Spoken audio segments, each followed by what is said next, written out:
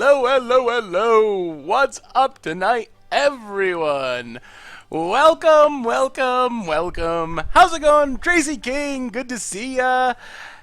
Elas Babylon, MTG Goldfish. Oh, wait, that's me. Stealth, Mezuch, Cloud Big Tiny, 311, the mom. How goes it tonight, everyone? Good to see ya. What's up, Arch? Oh, I always forget about the delay. I thought no one was saying hello. Oh, what's up? What a pun. Zombie Billy, Apes of Wrath, good to see ya.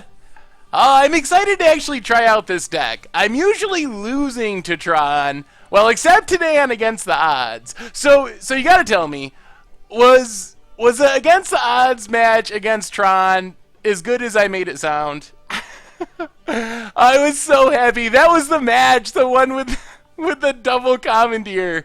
That was the one I tweeted about as soon as it happened. Oh man, I don't know if I've ever been so happy in a game of Magic. Oh, that was just wonderful. I'm still happy about it. It's been like 3 days. That was just so much fun. I couldn't imagine how tilted our opponent had to be.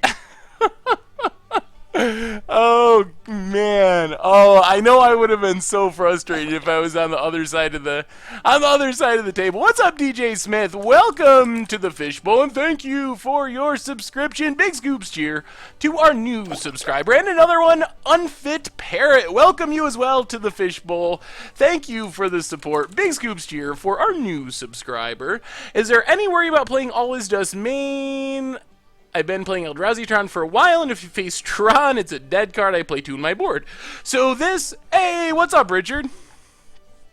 So this is the build of Eldrazi Tron that we did on the Instant Deck Tech. It's a build that Darkest Mage has been playing, and Darkest Mage is pretty good, so I'm assuming that this build is pretty solid. One thing I'm curious about is how much things will change with Gitaxian Pro being banned. Like, I wonder if like Death Shadow is gone, or much less popular, Blue-Red Prowess is much less popular. If that happens, I'm wondering if Chalice is even as good as it used to be. But I'm mostly excited because this deck lets us slam Endbringer. Oh my goodness. Endbringer is so sweet, and it draws us cards. I actually get to play Endbringer and the new Kozilek in a modern deck. This deck has so many sweet cards that you don't get to play anything else, so I'm really excited to give it a shot. Jungle Fiver, 2 months in a row, welcome back to the Fishbowl. Big scoops cheer for our re-subscriber, says, hooray, I caught the stream, well, hooray for you, thank you for the support. And Basfant, welcome to the Fishbowl, and thank you for your subscription. Big scoops cheer for our new subscriber. Oh, jeez. So many subs already. You all are awesome. Heptapic? Something like that. We'll go with Heptapic. Welcome to the Fishbowl, and thank you for your subscription. Big scoops cheer for Heptapic, our newest new subscriber. Yes, I know. We got to Commandeer Tron earlier today, and now we're going to switch over to the dark side. I'm a little worried that that people are going to be playing Commandeer because of that video. ODM Shank 82, welcome back to the Fishbowl, 3 months in a row. Thank you so much. I hope I go 5-0 as well. That would be pretty sweet. I have not started building the bribery deck yet. I'm sure that I will at some point. I just want to play 4 briberies.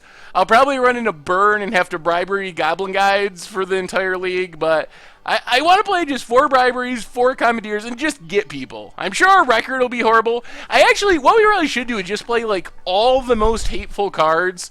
I've thought about this before, but I've never done it. But just figure out, like, Trinisphere, Blood Moon, Chalice of the Void, Commandeer, all the gotcha cards. And, like, 5-color, we had free win red, but have just, like, 5-color free win, and play all the gotcha cards in the same deck, and, and just see what happens. We'll probably do horrible, but we'll have some great moments and frustrate some opponents when things happen to go right. Anyway, let's do a couple of reminders, and then we'll break down the deck, and then we can chat as we're playing this league. First off, If you're looking for old streams or this stream in the future, make sure to check out the M2G Goldfish replay YouTube. Tracy King, welcome back to the Fishbowl. You made a good decision. It came down to us and what was the other one? Cam Girls Twitch. So we beat out Cam Girls apparently and got the sub. Thank you so much for the support, Tracy King. Definitely appreciate it. Big scoops cheer for our resubscriber, 3 months in a row.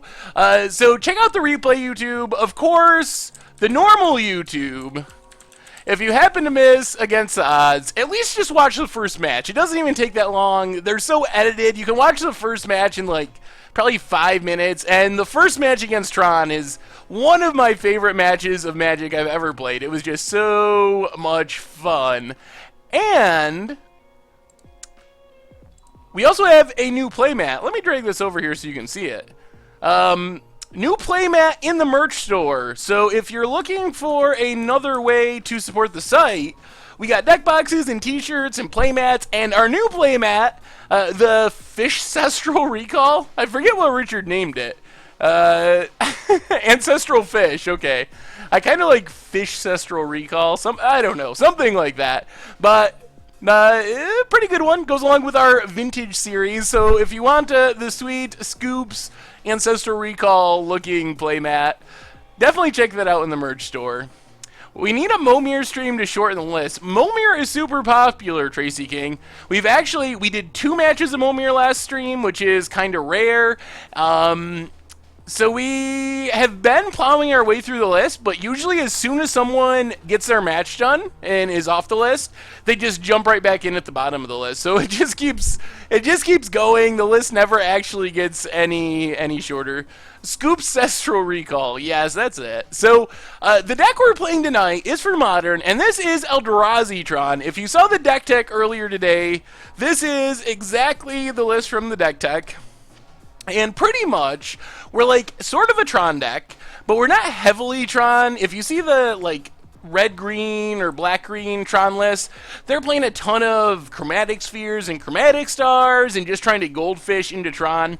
We do have the expedition maps, but in this deck, we're kind of just a sweet Eldrazi deck. We get Matter Reshapers and Thought Knots, Reality Smashers, and then moving up the list, Kozileks, Ulamogs, and Endbringers to kind of top things off. So while we do want Tron and we're interested in putting together Tron, we're not super dedicated to it. This deck can definitely just go, I don't know, Seagate Wreckage, Ghost Quarter, Eldrazi Temple, play a turn 3 Thought Knot, and they're perfectly fine with that. But then eventually we'll get our Tron pieces and be able to cast our big, huge Eldrazi and win the game. For defense, we have Chalice of the Void. We also have the Batter Skulls for a bit of life gain. But Chalice of the Void dismembers, and Warping Whales can kill something, can counter some stuff. A couple of Spell Skites as well. And then in the sideboard, we have a couple of more traditional Tron things. A Karn, an All Is Dust, an Oblivion Stone. So those are cards you probably know from the normal Tron decks. Karn is like the centerpiece to the normal Tron decks, but for us it's just a sideboard card. Ratchet Bomb lets us deal with non-creature permanents because we are 100% colorless, so we don't get disenchants and stuff like that. Can also get rid of like Lingering Souls tokens, a bunch of relics for the graveyard, some Pithing Needles to deal with, I don't know, opposing Karns or whatever, Planeswalkers, stuff like that. A Basilisk Collar for more life gain, some Spatial Contortions to kill things in the early game, and the last Warping Whale. I run the full 4 Endbringers with 2 Worm Coils and 3 World Breakers. Yeah, World Breaker is really sweet, but one of the neat things about this deck is it is mono colorless. We're not playing any colored mana, so we can't really play World Breaker in this exact build. But World Breaker is a sweet card. We don't have any Worm Coils either, and Worm Coil is very powerful. Isn't there a lag between APR and Moto and release events perfect for Momir?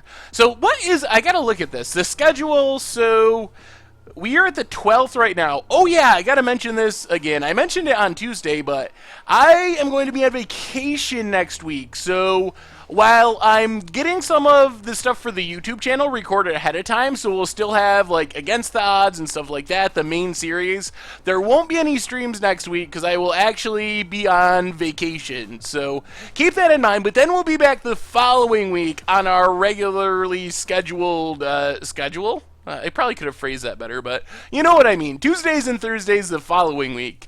So AER comes out the 27th. So next week, no streaming. The week after that is pre-AER. And then the following week we'll have AER. So maybe we'll do an all Momir stream in between there. Well, thank you, Armored Shoes. Yes, hopefully we don't get briberied or commandeered. Did I see the challenge on Amino? It's asking us to build an Against the Odds deck with certain cards. I'm going to try building the deck. Oh, that's sweet awesome, dude. Go for it. I'm actually not on Amino personally, so I haven't seen it. But it sounds really sweet. What is the challenge? All right, let's jump into a league. Not many players in the leagues at the moment because they just restarted them, but... yeah, this is kind of a more mid-rangey Eldrazi deck. We're not playing the Mimics and all that kind of like super aggressive stuff. Well, hopefully, if we can just beat people down with Eldrazi and get some easy wins, then we should be able to maybe close out with some Momir tonight, hopefully. We've had a pretty good rate lately. Momir is so hit or miss. Sometimes we don't play any Momir in an entire week because our leagues go long. And then, like, lately, we've been playing Momir almost every stream, and we did 2 last stream because our league went super quick somehow. There are 5 or 6 different cards that you have to play a 4 of and build a deck with it. That's awesome. Against Odds Challenge is a really sweet idea. Oh, sweet. So we get to be... we don't have any finishers, but we are the lucky Tron player who just has natural Tron in hand. If I was sitting on the other side of the table like I usually am, I would probably start being snarky after our opponent made their third land drop. Should make a video, Momir deck tech for noobs like me. Have no idea what it is. I actually did that, Armored Shoes. I gotta see if I can find it. Maybe someone... oh yeah, I gotta realign for streaming. Maybe someone can look it up. I did do an intro to Momir video / article that covered all the stuff you need to know to just start playing. Alright, let's play Tower. Pestered. Question's going to be, do we prioritize getting Tron down, or do we just play Temple into Matter Reshaper next turn? There it is, Richard. Thank you. What's my favorite card? Oh, geez. Probably Mechanized Production. I also really like Paradox Engine. Those are also a couple. Someone asked the decks I'm most excited to play. There's a ton. I'm really excited to... play a ton of different decks. I haven't been this excited to brew Standard in a really long time, but... ooh, alright. Well, we're going to give up on Tron for now and just start playing Eldrazi, I think, since we can Matter Reshaper into Thought Knot potentially against this control deck. Uh-oh. I didn't listen... oh man, the chat is way behind. Get Tron, Chalice on 1, then turn 3 Tron. What is happening? We're getting boom busted? That's awkward. Well, Power Plant, get in with Matter Reshaper. And Passitude. Hey, thank you, KSC Spartan. I'm glad you enjoy the podcast. I think we're just going to Chalice on 0. Chalice on 0 shuts down these 2 suspended Ancestrals. Gonna make our opponent a little bit sad. Yeah, it kind of worked out that our opponent boom busted our Eldrazi Temple, because now we do get Tron. And if they try to do that again, we can Warping Whale. Are there replacements for Chalice? So there's not really a replacement for Chalice. It's pretty unique. However, I'm not sure how important Chalice is right now. We'll have to see what the meta looks like without... that's a Tasigur. Okay. We'll have to see what the meta looks like with Gitaxian Probe being banned. But I think it's possible that it changes up to the point where it's just not all that necessary to play Chalice, and then you'd be able to cut it. Well, let's Thought Nazir. See what our opponent has in their hand. Yeah, I think Standard's going to be more fun without Copter. Kolaghan's Command, Lightning Bolt, and Spell Snare. Do we care about any of these cards? I guess Kolaghan's Command is sort of an issue because that lets... I guess we can just play another Chalice? Take Spell Snare, play another Chalice on 0. That seems fine. Well, then they steal Kolaghan's Command. We'll just take Kolaghan's Command. I think that's the best card. How many counters are on these? 3 and 2. Alright, let's pass the turn. Hopefully we draw a big Eldrazi. Chalice on 1. Chalice on 1 gets Spell Snared, though, right? I think. That would cause... I'm pretty sure... Wait, Chalice gets... Doesn't Chalice get Spell Snared? Am I misunderstanding this? They have Spell Snare in hand and the mana. Okay, I thought it would get countered. I'm pretty sure double X would be 2 CMC on the stack. Yeah, we can do it after they tap out. We'll just leave up Warping Wail this turn, and then they might bolt our face? Wow, that is an aggressive play to bolt our face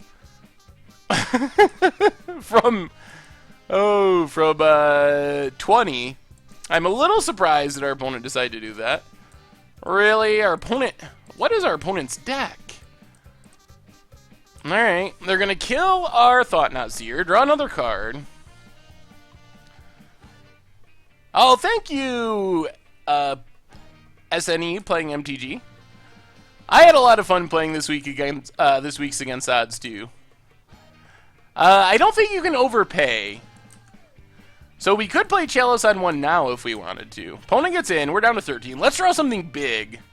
Expedition map. Well, play Expedition. Play Expedition map. Might as well do this before we Chalice on 1. Crack Expedition map. I'm not sure if we have any lands that really matter here. It might just be Seagate Wreckage, I guess. Seagate Wreckage and Chalice on 1. I think that's fine. And then we can just try to get empty-handed. So, Chalice on 1.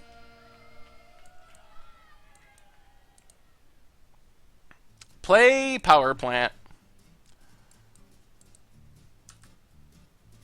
And I guess we can get in here. We can always make a surprise Scion blocker if we want to. Here comes our opponent's Ancestrals to get countered. Yeah, Cavern could be interesting. It could be a really good one-of in this deck. Ataraka, welcome to the Fishbowl, and thank you for your subscription. Big Scoops cheer for our new subscriber. Second tower, so I can cast Big Eldrazi. I think we can, though, right? 3, 4, 5, 6, 7, 8, 9, 10. So I think we can cast any Eldrazi in our deck, even with this land setup. Oh, boy. That was a good draw for our opponent, and we can't really do anything about that. That is not a sorcery. Oh, Lord. We should have played another Chalice on 0, I think. Come on, Matter Reshaper. Ha ha! Ha ha! Gotcha! And our opponent scoops it up! Oh, they did so much work to kill that Chalice.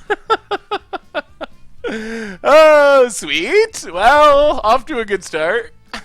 Our opponent said TF in the chat. I don't think... I don't think they were happy about that.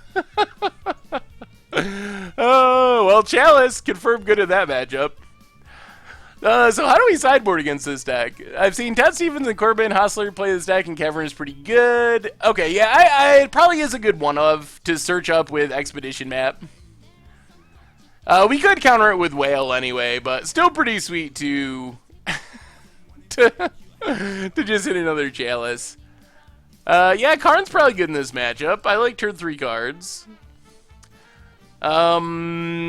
Spatial Contortion doesn't kill. Is our opponent Grixis Control then, you think, or Grixis Delver? I guess it's probably similar.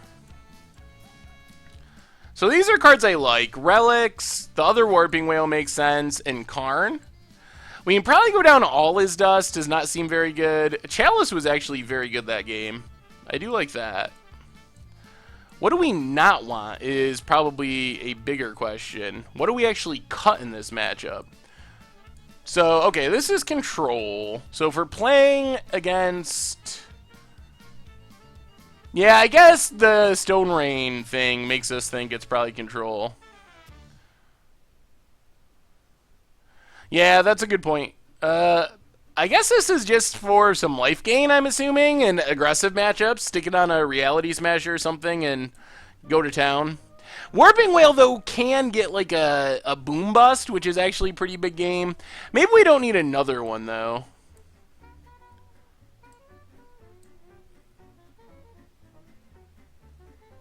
We might have big enough creatures that we don't really need Dismember. If our opponent's just playing slow things, like Reality Smashers and Endbringers should be able to do that.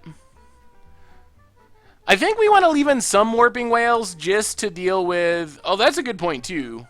Combo with Endbringer in the collar. I don't know how many targets they have for Needle, though. I guess it works for Fulminator Mage and... kind of Tassiger, but not really. Alright, let's try it like that. I think this is relatively fine. Ooh. Now we're the lucky Tron player that has 2 Eldrazi Temples in their opening hand.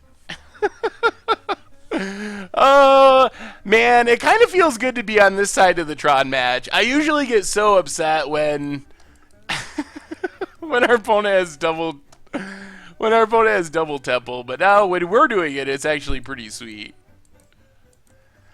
I think the modern meta is going to slow down a little bit. It almost has to, with the banning of... Come on, let's not get boom busted. With the banning of Gitaxian Probe, I think it's very likely the meta slows down a smidge. Yeah, unless our opponent can counter our Thought Knots. Ooh, when they tap down. Alright. Well, let's take advantage of our luck. Another double Temple. And we'll play a Thought Knots here. Yeah, this is fair magic. Oh, and our opponent scoops it up to the turn 2 Thought Knots here. I don't think our opponent is very happy at the moment. Oh, well, that went well. 1-0. 1-0 with Eldrazi Tron in Modern. Oh, sweet. Well, let's update on the that one on the record. Oh, yeah, I think our opponent was a little tilted there. And I can't blame them. Getting hit by double Eldrazi Temple is pretty painful. No, I can't blame them. If I don't think the first one was really that bad with the Chalice, but getting double Eldrazi Temple is pretty lucky and pretty frustrating. Alright, this hand is much less lucky, but we got a couple... Actually, can we even keep this hand? We play Spellskite and then do nothing? Yeah, I've never really played Tron before. I mean, we played it for budget, but I've never played a more competitive Tron list, I don't think. Yeah, I probably get a mulligan this. Bad advice. Bad advice, chat. Oh, bad advice. Alright, hopefully we scry into a land. Ghost Quarter technically is a land.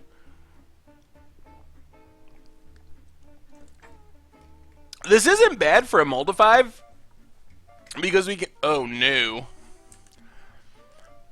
Our opponent is keeping on with Death Shadow, even after the bannings? Or is this someone playing Living End? This hand is actually pretty good, because we have a land on top. So we can just Expedition map here.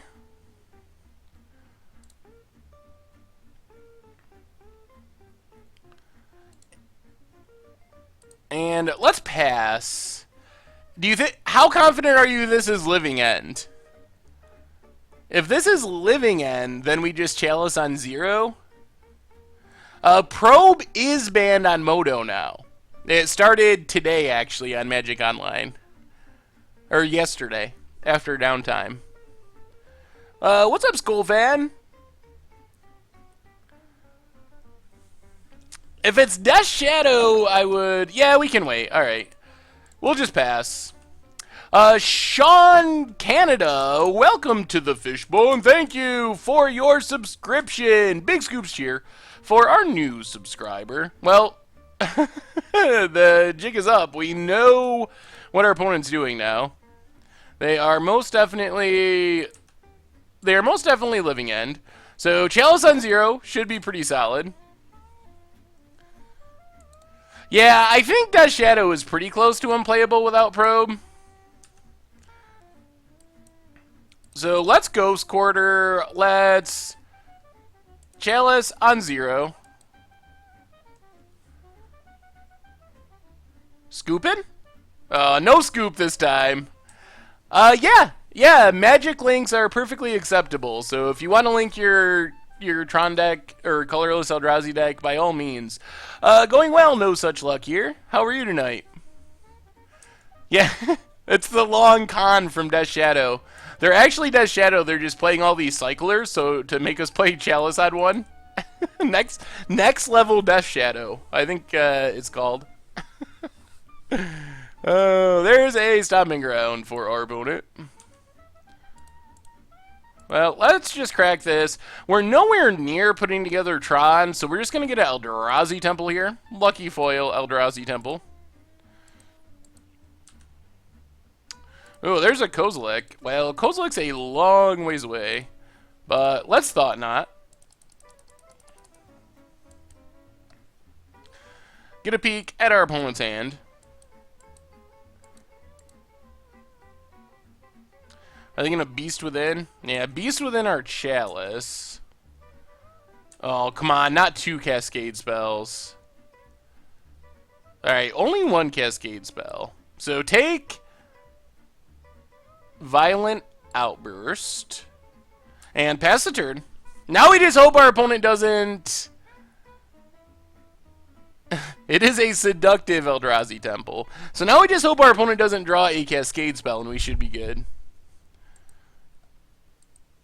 Although they get to cycle like crazy. Architect, cycled. Overgrown Tomb, untapped. Oh, God. Or our opponent runs into it. Well, that was bad. Not much we can do about that. I've been playing casually for a few years now, but I'm starting to play more and more competitive setting. I've been struggling with mulliganing recently. Do you have any tips or know any good articles on the subject? I would have to look into that. I am not the best mulliganer, so I'm probably not the best person to give advice on it. I'm sure there are awesome articles out there. Well, good running for our opponent.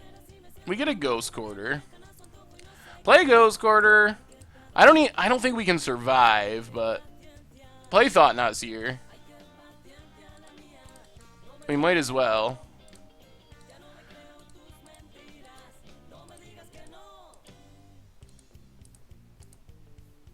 I haven't done the math, but we're probably just dead.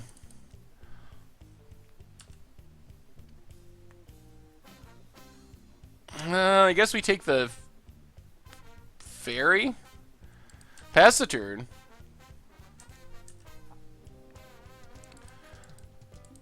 We could draw Batter Skull. I think. Oh, we can't cast it though. Batter Skull is the card that's most likely to get us out of this. We can't cast All Is Dust.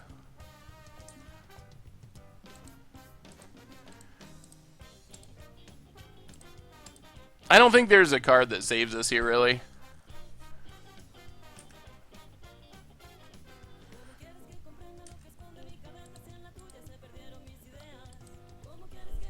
Well, we were in good shape, but our opponent drew the perfect card at the perfect time.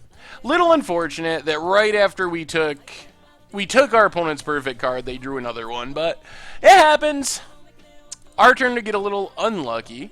Well, Relic of Progenitus is super good here. Other possibilities, I guess All Is Dust and Oblivion Stone could maybe. Is Living End a sorcery? That's a good question.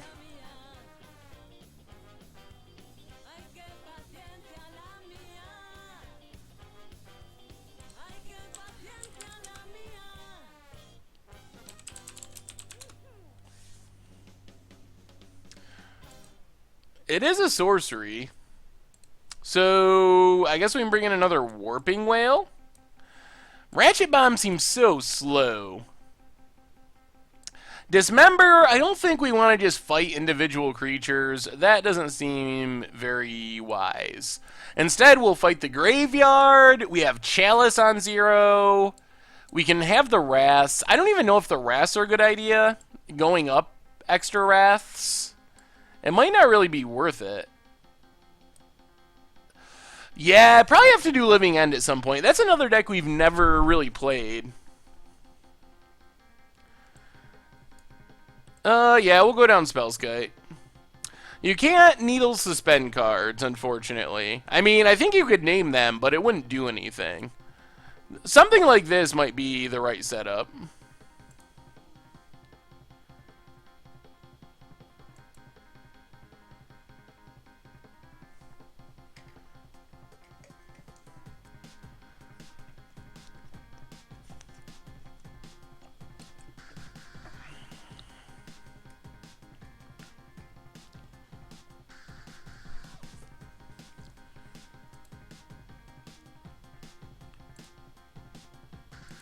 Just run it like this, then?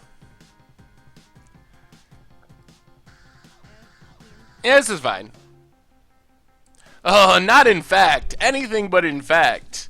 We're playing against Living End in this one. So, let's play first. Oh, geez. This hand is pretty good. I mean, we can't really cast anything yet, but we have both Relic and Chalice, which is pretty sweet. And our opponent's getting lucky. Gemstone Caverns has really been on the rise for some reason. the turn 0 cycle of our opponent. Okay. Well, joke's on you, opponent, because all your hard work and exiling your hand. I think it's more important just to play Relic. Play Relic.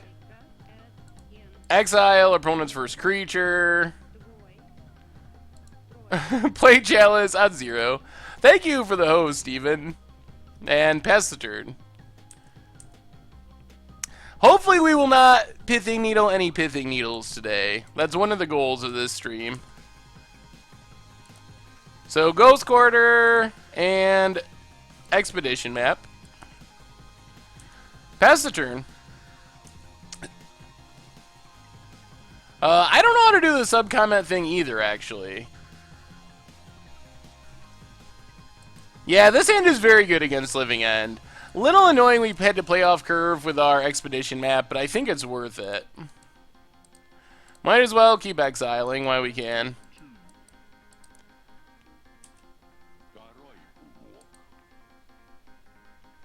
Opponent. Gonna keep cycling. Yup. There's the Verdant Catacombs. Opponent cracks it. So now they have to kill our Chalice before they can Living End. Fulminator Mage here is... Oh, yeah, this has a luck counter. Fulminator Mage here is actually kind of bad. Yup. Now we need another land just to be able to crack our expedition map. Unfortunately. Come on, land! Alright, there's an Urza's Mine. So let's do that. And pass the turn. Good pans! Welcome back to the Fishbowl, 3rd month in a row. Oh, this is how you do the sub-comment thing. A little hard to double watch this and AGDQ. Well, thank you so much for the resubscription, Good Pants, and the support. So Chalice on 0 stops Living End itself, because Living End itself is 0 mana.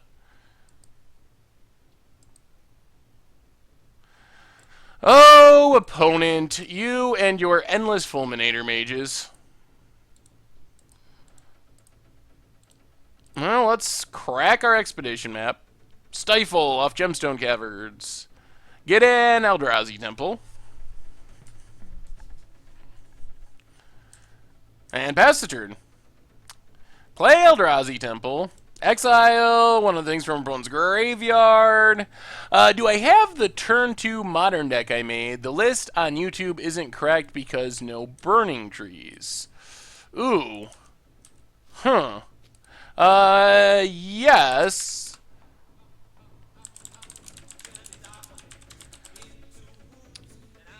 Hopefully this is correct. I can't... Do we have burning trees? Here is the article of it. So hopefully that has the correct list. Why am I using relics on my turn instead of living on opponent's turn? Well, so our opponent only had 2 creatures in their graveyard, or 3 creatures in their graveyard. If we wait till our opponent's turn, they could like crack a fetch land and then have a junk card to exile when we activate. So I think it's worth it in this scenario to just activate it right away, because we're guaranteed to get a creature out of our opponent's deck, and we can always still pay 1 and just get rid of it altogether. Alright, opponent's on the Hardcast Spirit Guide plan. Yup. So let's play Waste, and I think we're gonna not...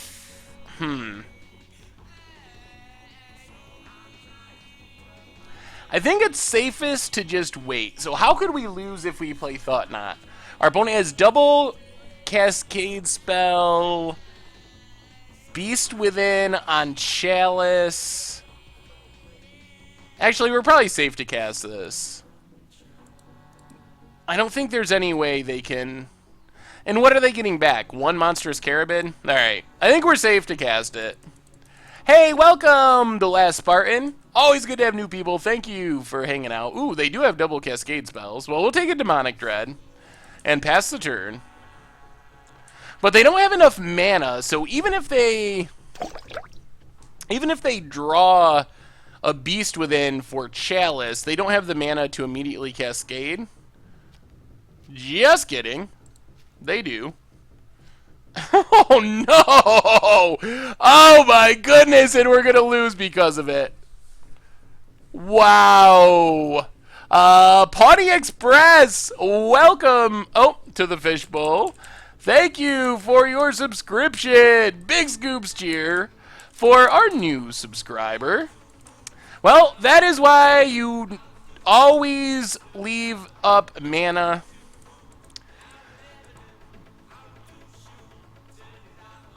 Well, it's not... The relic being tapped isn't a blowout. The fact that we played stuff is the blowout. That's why we might lose this game. That we played Thought Knot Seer, and that is why we're going to lose.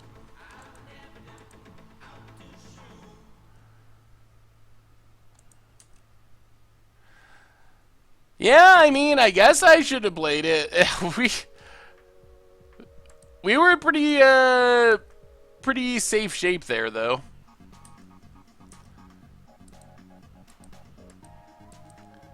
Opponent immediately sacks. Well, Mana Reshaper is not the worst draw. I mean, we were pretty safe there. The literal only card in all of Magic, I think, that would save our opponent there was the Ingot Chewer exactly. So, I mean, what can you do? And we're back to being a land away from Reality Smasher, which is good. And a future Living End isn't nearly as scary because our opponents... We have creatures in the graveyard now as well. So they get back stuff, but we would also get back stuff. No, we're still not dead. That did not go well by any means.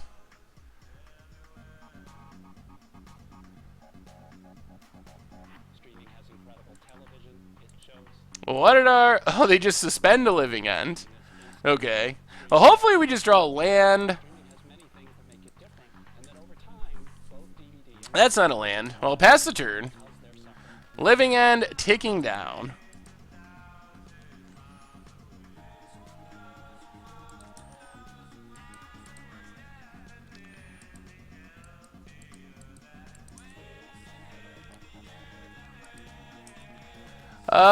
We won our first match, so that's good.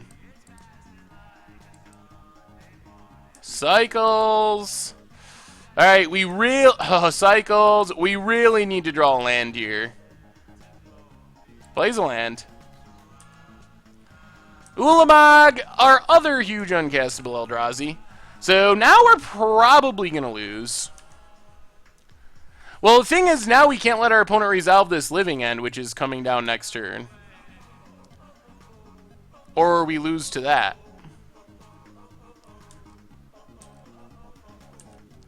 Land? Tron land? Please? One time? Deck?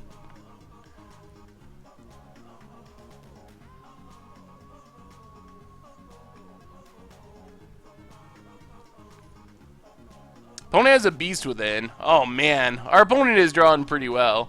If we make a token, though, Living End comes down, and then our opponent gets back all of this stuff. We only get back 2 creatures, and then we lose. So we have to counter the Living End now. If our opponent hadn't had multiple Cyclers in hand, it would have been okay. Down another land. Alright, so we're back to kind of being okay. Sort of. So, Living End comes down. We counter Living End. To wrap up, I just want to say again how sorry I am for the way that we handled the communication around this big change. And now if we ever draw our last Tron piece, then we're, like, very favored.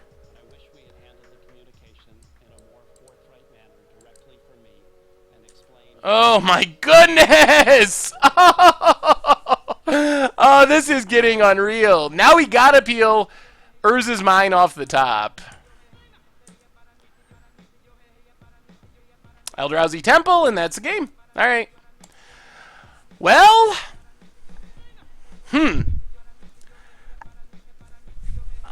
not exactly sure what to say about that one. Our opponent ran really well. I guess we shouldn't have played that Thought Knot. In hindsight, I still think at the time it was probably the correct play. So I don't think it was a punt. I think that was the right play. But, yeah. What can you do?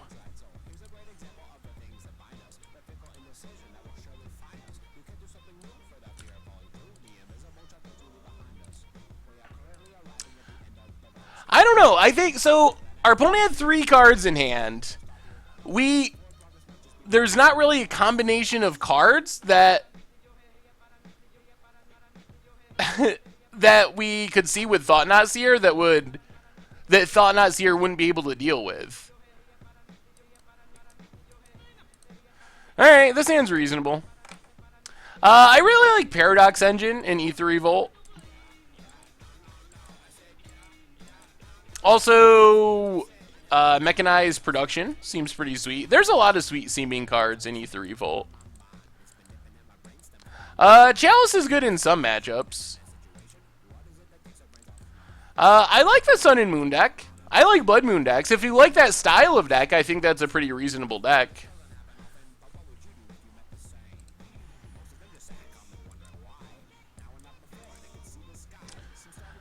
Yeah, the hand could do nothing, but I mean, we got we got 4 lands and a lot of expensive things.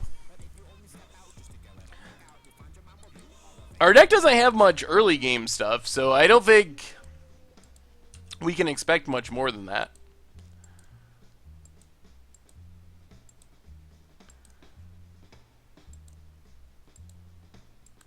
Well, thank you, Sneak Attack.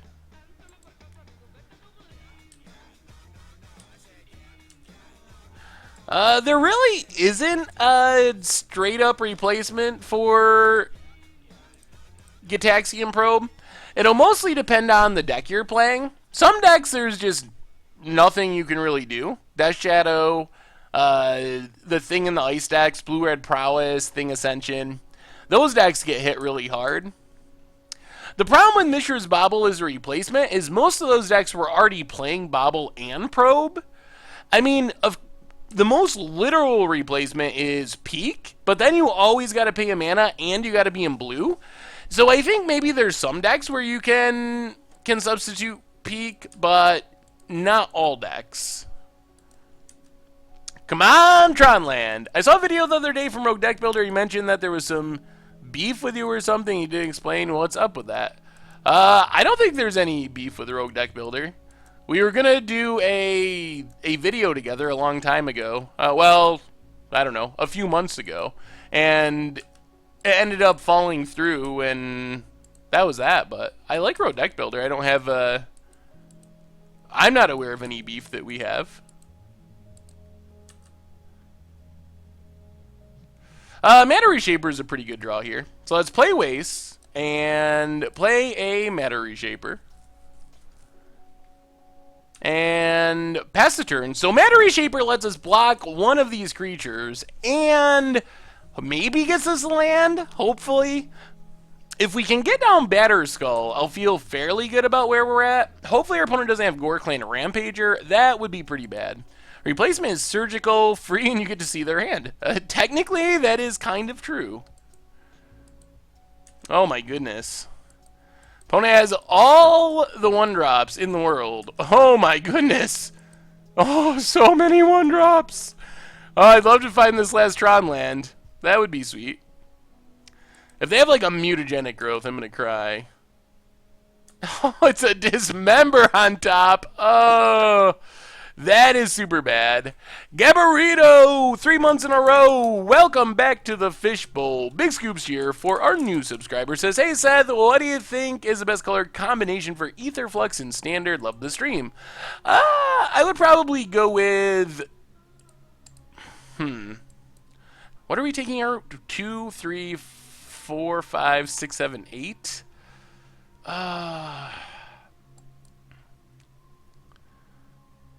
I guess this makes the most sense. We don't lose anything. Probably blue or blue-red would be the two I would think would be the best. Alright, Seagate Wreckage, go.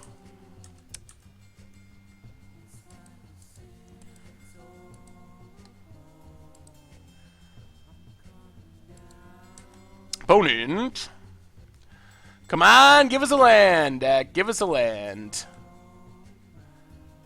Endbringer.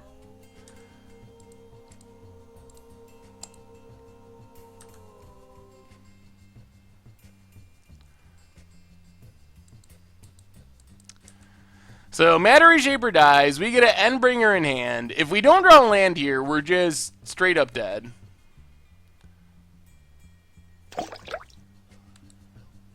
Well, I guess we're not straight up dead. We can cast a Matter Reshaper. Technically, this might keep us alive. I'm Nick23. Welcome to the Fishbowl. Thank you for your subscription. Big Scoops cheer for our new subscriber. Do I think the Breaking Entering combo will be playable in Modern? Yeah, I think so. With enough support, I think it is. It's pretty powerful. I mean, turn 2, turn 3 Emrakul is very good for Modern, so I think so. So we're dead to any spell, essentially. Not dead to a creature, necessarily.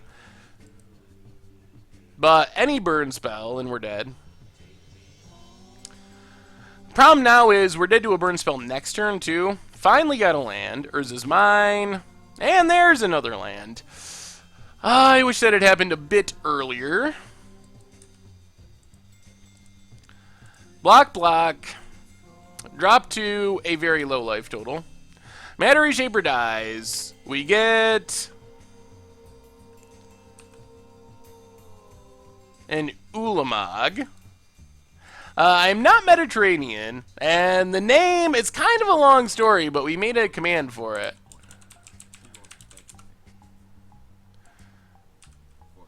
We still don't have Tron either. Another Endbringer. Well, I mean, all we can really do is play a Batter Skull, hope that our opponent whiffs one more turn. If our opponent whiffs one more turn, we're still in this game. We need them to draw a land or a creature.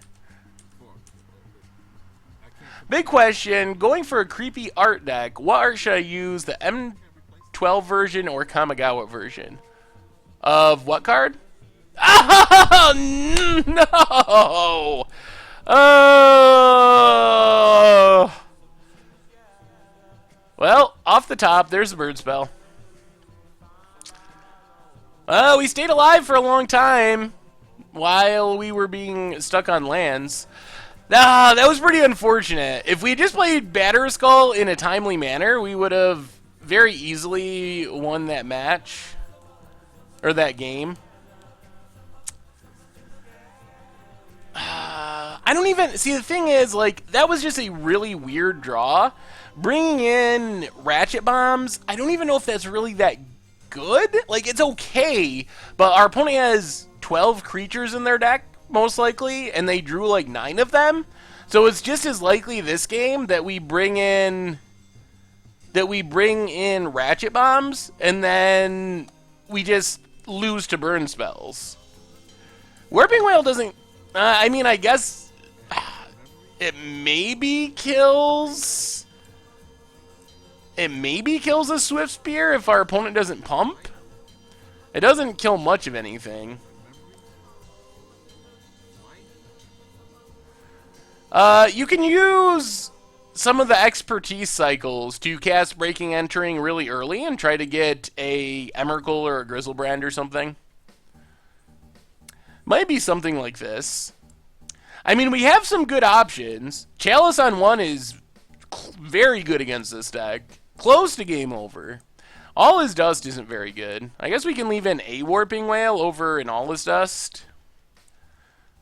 Alright, let's try it like that. What if Goblin Guide had Menace? Well, Goblin Guide is already pretty pushed, so if Goblin Guide had Menace, that would be bad. You could almost argue that Goblin Guide is too good as it is. Soviet Pancake, Panac? Something. Soviet Attack, welcome to the Fishbowl, and thank you for your subscription. Big Scoops cheer for our new subscriber. I believe this is Burn. I think if it was Zoo, we likely would have seen... Well, I mean, I guess from what we saw, we don't really know. My guess is it's Naya Burn, just a creature-heavy build. But we don't really know for sure. I don't think All His Dust is really good. I mean, if we find out our opponent's actually on Zoo, then maybe. Alright, this is pretty reasonable. We'd love to find our last Tron piece, but we have removal, we have a Matter Reshaper, so this is not bad. Bill Brown, welcome to the Fishbowl, and thank you for your subscription. Big Scoops cheer for our new subscriber. And another one, man, so many subs tonight. That is awesome. Thank you so much, everyone. TM Broder01, welcome to the Fishbowl, and thank you for your subscription. Big scoops cheer for our new subscriber. Have I ever felt like Chalice and Expedition Map in the main have been counterproductive or bad for me? Well, so far in the matchups we've played, Chalice in the main have been good.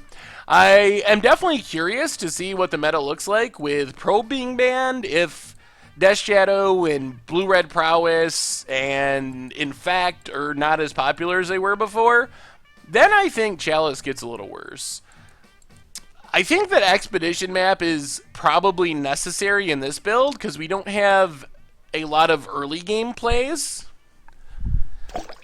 I think that Corey Bollinger, welcome to the Fishbowl, and thank you for your subscription. Big scoops here for our new subscriber. Which version of Tron do I prefer? Well, I'm not really a Tron player, so it's hard to say exactly for sure. I think this Eldrazi Tron list is fun, but it seems weird that it's not trying to play turn 3 Karn. Turn 3 Karn is one of the best things you can do in the format, so I tend to think that probably one of those lists is better, but it's hard to say with 100% certainty. I know, we're so unlucky. Nowhere's this tower. We do have a map now, though, so we'll be able to get one. There's a Swift Spear. Opponent. Wow, doesn't even attack? Okay, we'll take that.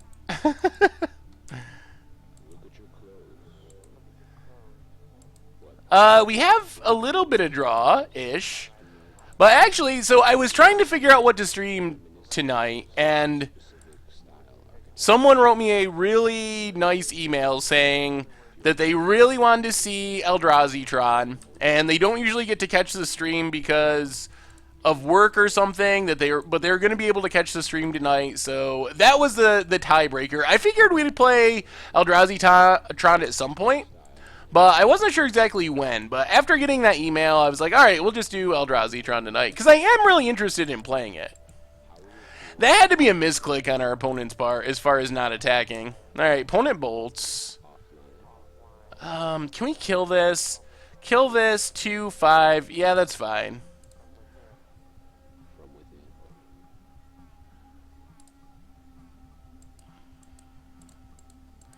So kill the Swift Spear. This still gives us enough mana to do what we need to do next turn with Expedition Map.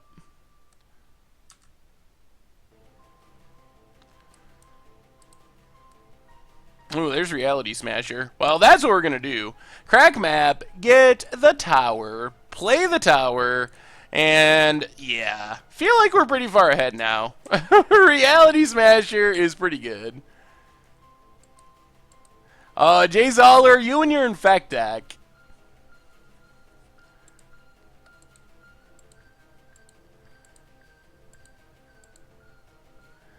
Oh, what is it with all of you and Infect?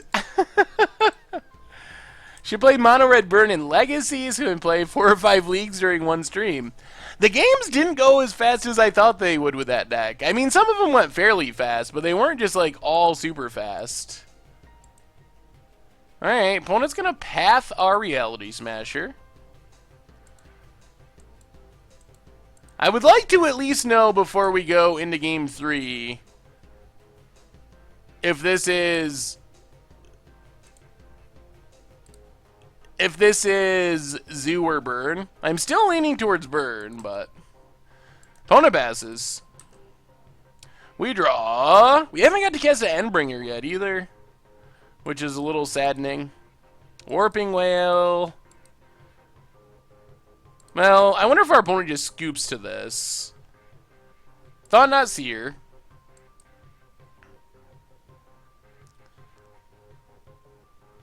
Opponent bolts. Yeah, this has got to be Bird. Yeah, that was my assumption, that it was Naya Burn. Yeah, definitely Naya Burn. We'll just take Searing Blaze.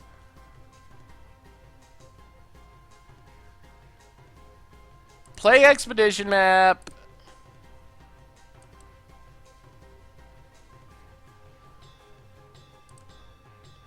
Yeah. Crack expedition map.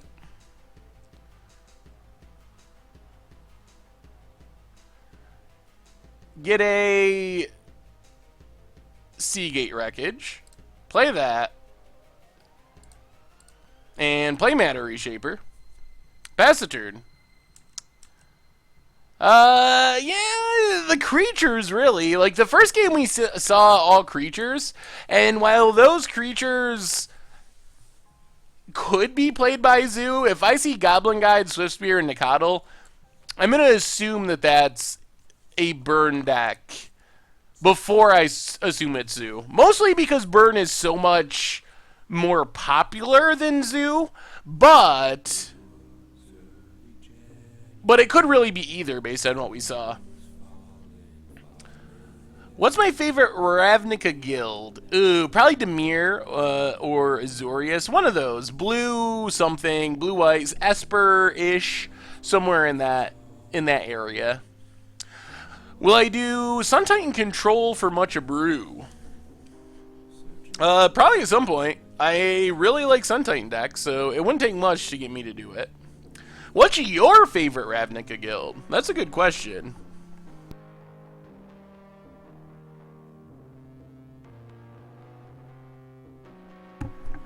I mean, Simic is pretty sweet, too. I do like Simic. Where does the name Zoo come from? I actually don't know for sure. I assume that it just refers to a bunch of creatures of different type. I think of different types, so it's kind of like a zoo full of animals. That's always been my assumption, but like Curdape, for example, some of the old school ones. So I assume that that's where the name comes from, but I can't really say for sure. What's my favorite shard?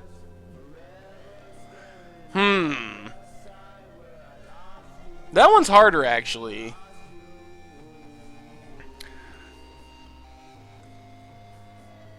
Maybe Grixis? Grixis?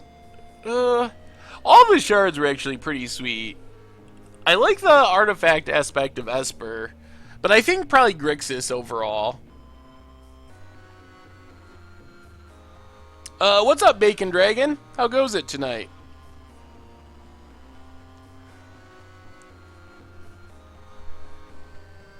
Yeah, we'll run it back like this.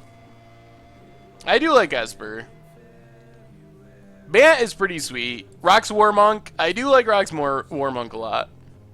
Will I do a 5-color expertise deck when Ether Revolt comes out? That sounds like something we do on Against the Odds. Did I say Jeskai? I don't think I said Jeskai.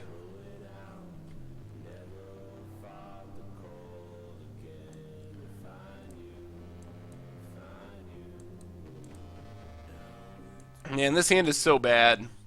All it has is Chalice. I don't think we can keep this.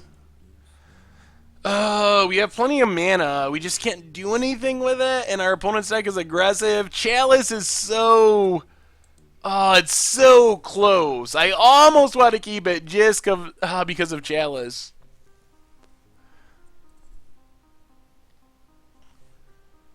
But it's got to be wrong. We got a mulligan.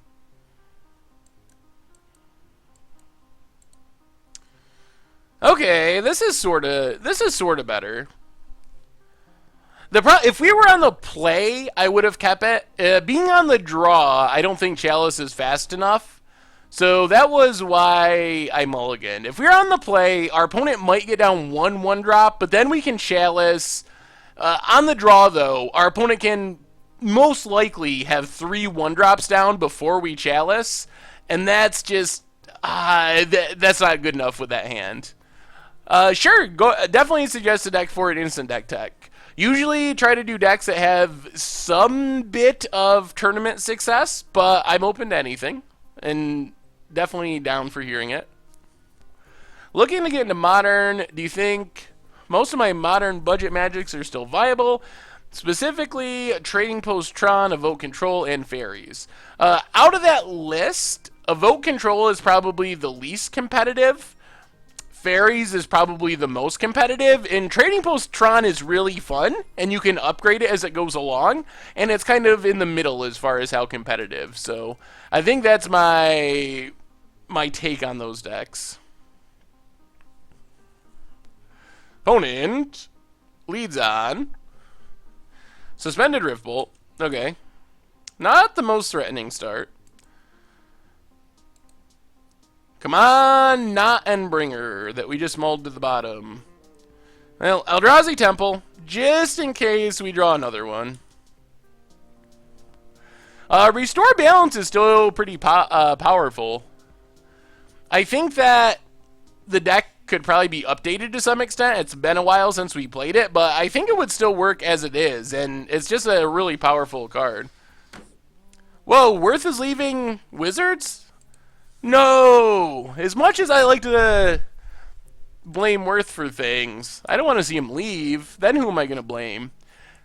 The problem is, the president now is Chris Cox, and I can't just be yelling his name out whenever something goes wrong. That's going to lead to some awkward situations, so Worth really needs to stay for that reason alone. Opponent gets in with Goblin Guide. We have another Ratchet Bomb on top. Not ideal by any means.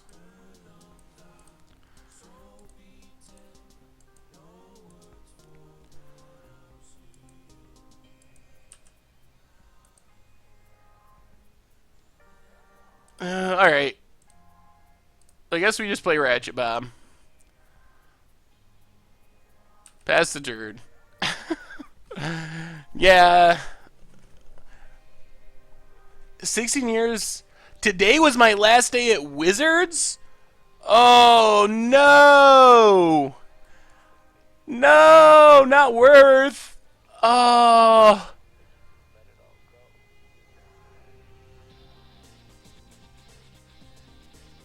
No! I wonder what this means for...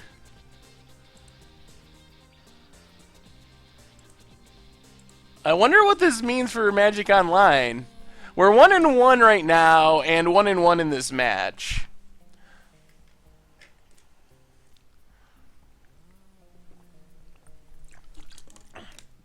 It's funny because the new president came in not that long after the South Park episode. We could blame Lee Sharp, but it's not as fun to blame Lee as it is to blame Worth. But technically it works. Opponent gets in with Goblin Guide. We get a Seagate Wreckage. Drop to 10. Well, let's put a charge counter on Ratchet Bomb.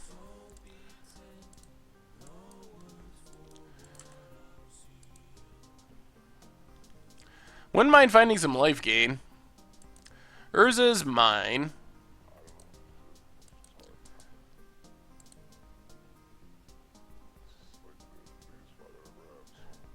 Well, Worth is just like in charge of Magic Online.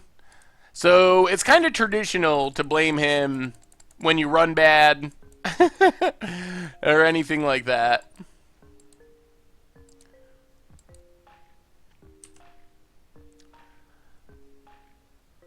Well, let's Thought Knot. See what our opponent can do. Gonna path our Thought Knot. We get a waste. Opponent draws a card. Thought Knot. Oh, 2 lands. Well, that's not that bad, actually. Alright. So our opponent only has 2 lands in hand, and we have a Ratchet Bomb to kill the Goblin Guide. And next turn, we get to play an Endbringer. So we might be okay here. Opponent cracks Bloodstained Mire.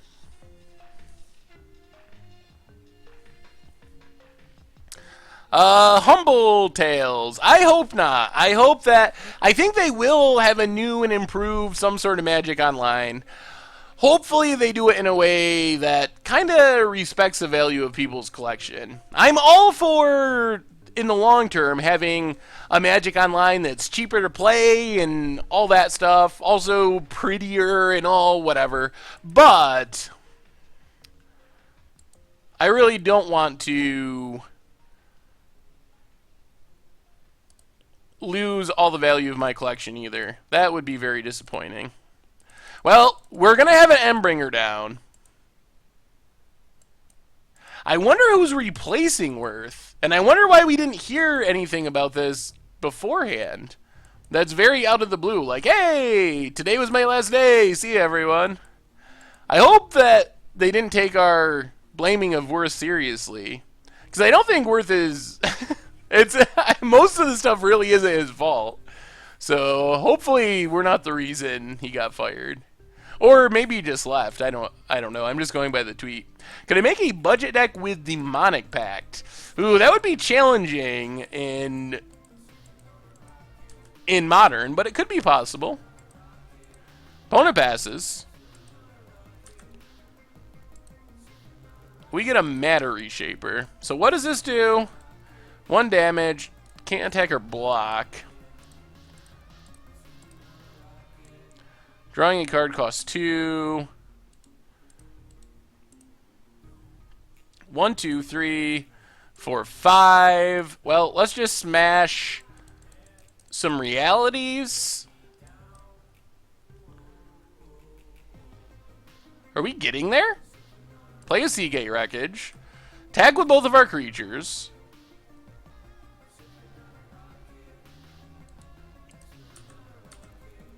Is our opponent going to chump with Goblin Guide?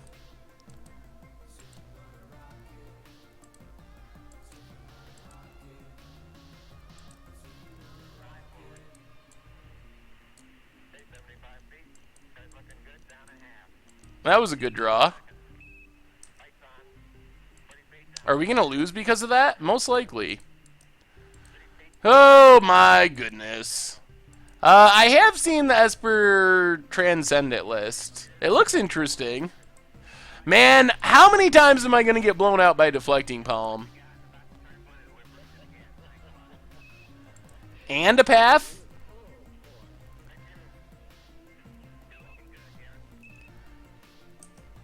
Okay. So we get another waste. Our last waste.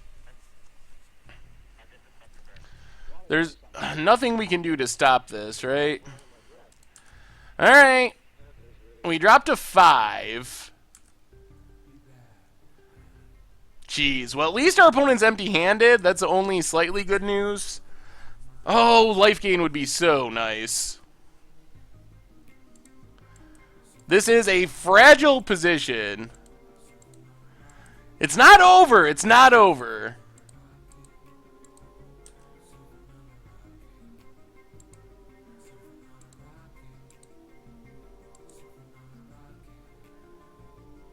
Well, I don't know if anyone said that, Sneak Attack. If that message has come out of Wizards, I haven't seen it. Let's draw a card. Oh, it's Batter Skull. That could do it. Land, Tron, please. Tron would be so good here. Oh, that I think that does it. 1. How? Oh, we don't have enough mana though. 1, 1, 2. We'll have 3, 4, 5. Oh, we will. All right. Well, this is all we. This is what we can do. So Expedition Map. Play it.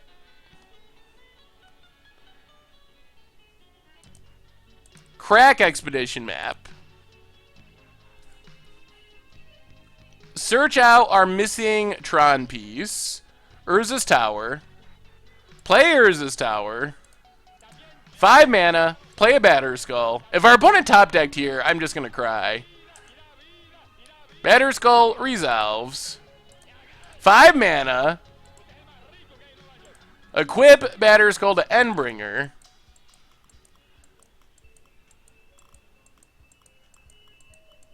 Our opponent was just empty-handed, so if they drew Deflecting Palm or yet another path or something. Alright, so let's get in with Endbringer.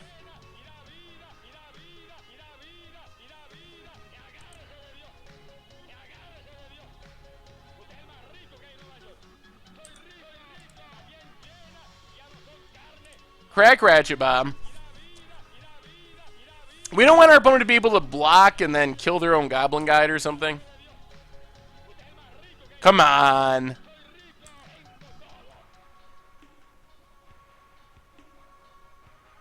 Yes?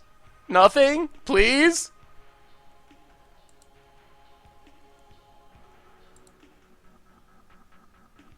No. Oh, opponent, Solar Bishop. Oh, you had to tap the 2 mana like you had another deflecting palm. Oh, alright. Almost had a heart attack. Oh, opponent. They did. They slow rolled and tapped exactly. See that mana floating? That's exactly deflecting palm mana.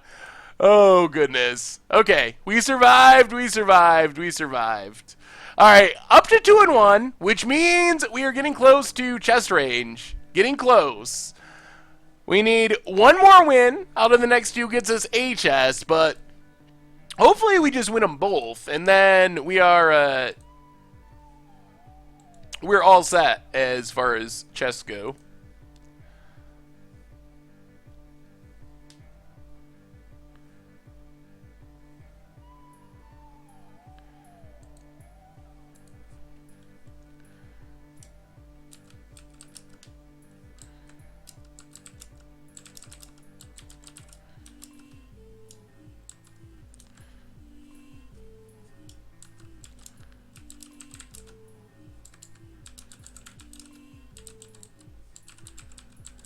Oh boy. Alright. On to round 4. Yeah, we almost got by deflecting palm yet again. Really like my opinion on Barrel, apparently I say that wrong according to some people. Chief of Compliance. So it's a very powerful card. If you look at Goblin Electromancer, which has a really similar effect but is in 2 colors, seems likely we'll get in a game of Momir at the end. So if you look at that, you'll see that that effect is playable. The cost reduction on instants and sorceries. Ooh, man. Double Temple, but no payoff, but double Spellskite? Alright, we gotta try this. Well, Victor, I'm glad I can help in some small way. Huge fan of the stream, watch all the time replay channel, first time catching it live from Australia. Well, Maxa, welcome for your first time at the stream. Hello from the US. Yeah, Australia is a crazy time zone compared to the US. I learned that at one of the Pro Tours this year, which was at like the weirdest possible time here. Alright, let's just... Oh, Chalice on 1 might not even be good here. It stops discard, but it also stops our expedition maps. Pepperoni, favorite pizza topping. Vile Shrew, welcome to the Fishbowl, and thank you for your subscription. Also, SS Chicatora, good lord, I butchered that one. Welcome you as well to the Fishbowl. Big scoops cheer for both of our new subscribers. Thank you so much. And Coffee the Hut, Coffee Zulu, welcome to the Fishbowl, and thank you for your subscription. Big scoops cheer for our new subscriber. I don't want to chills for 1 because we actually need lands, and if we draw an expedition map, I actually want to be able to cast it. Plus, I'm not really that worried about getting Thought Seized here, since we can't cast anything in our hand anyway. I think that the next Pro Tour time zone is going to be interesting. I don't think it's too bad for me on the East Coast. Yeah, I thought it was Coffee the Hut, but I don't think it actually is.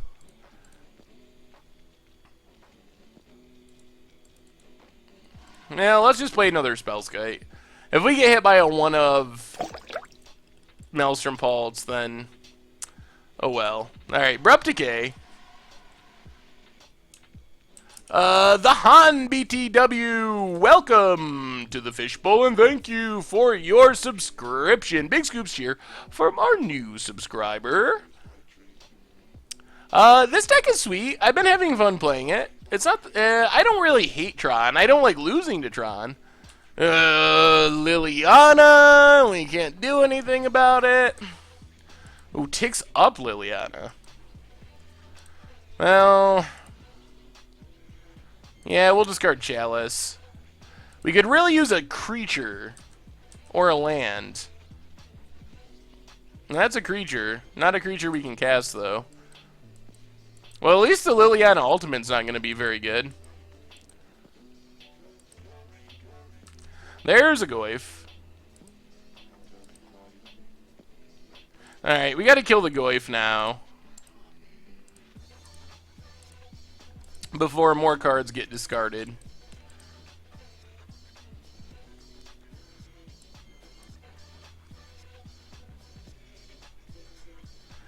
Well, we could draw another Eldrazi Temple. That would be sweet. I wouldn't complain about that. And then just Endbringer. Land?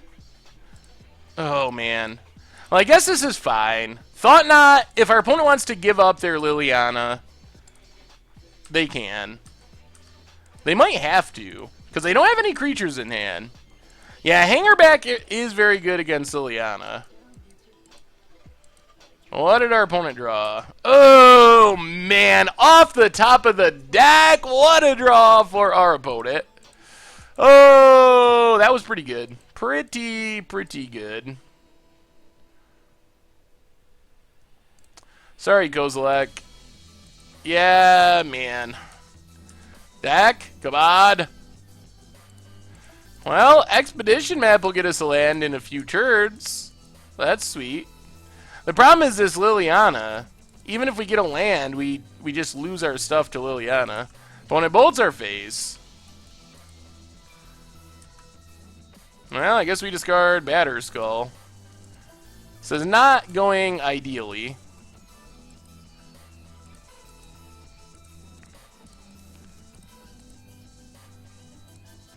Well, let's crack Expedition Map. I think we actually got to get Seagate Wreckage here. Play Seagate Wreckage, pass the turn. Seagate Wreckage is sort of a counter to Liliana-ish. Dark Confidant. Opponent ticks up. I guess we got to discard Endbringer. Oh, man. Mono Blue Control or Bant Clue mid-range with Mechanized Production. I'd probably test both of them. It seems like either one of them could work. Probably Clues are the easiest, though. Well, Urza's Power Plant. Play an Expedition Map. Lose to Liliana. Where can I find the Brain in the Jar control list? Jeez, another Dark Confidant. Opponent's good at drawing them.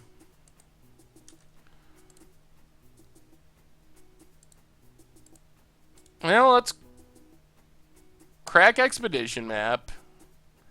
Get a tower, I guess? Problem is our opponent's going to ultimate Liliana. Reality Smasher off the top, please? That would be sweet. Oh, it's a Chalice. Well, players is tower.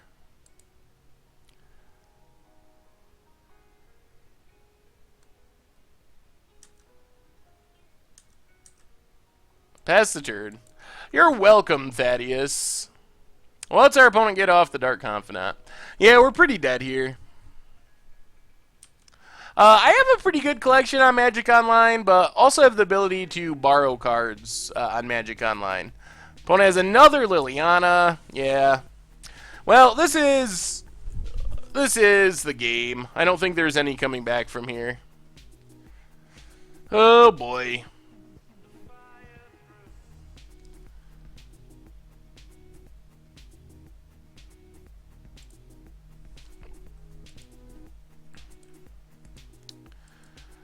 Opponent plays a Liliana.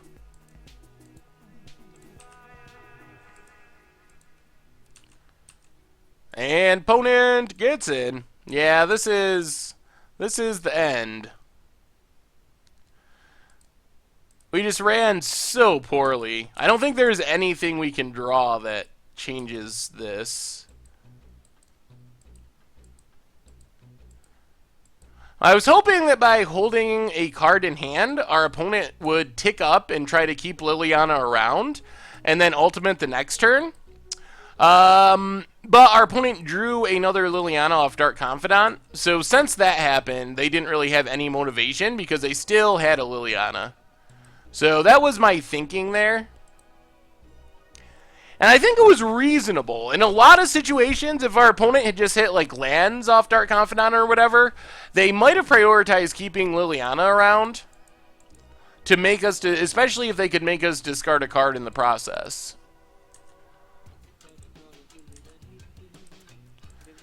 I don't even know if this is a bad matchup. I'm really not sure. I have not played Eldrazi Tron versus Jund at all. Can Dwarf Tribal be a thing in Aether Revolt? So, sort of. I think the Dwarf Tribal deck is going to be like the Red-White Vehicle deck, essentially. I think that's what you're looking at as far as Dwarf Tribal. Because what are the, like, Dwarf payoff cards? I think it's pretty much DePaula? Oh, boy. Well, we just drew our stuff in the very wrong order.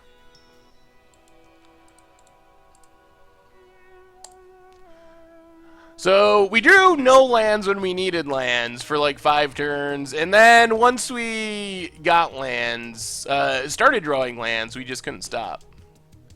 I guess we can bring in Needles, maybe? I don't even know. Like, do we just have to fight Liliana? Is that the idea of this deck, is we got to be able to stop Liliana? What do I think about Wizards printing more cards with Double Strike? I mean, I think it's fine. They printed Double Strike cards for a long time.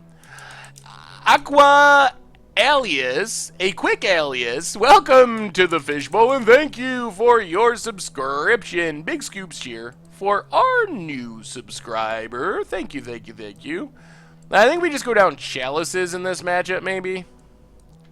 Seems pretty slow and clunky. We gotta be able to stop Liliana. That's a big one.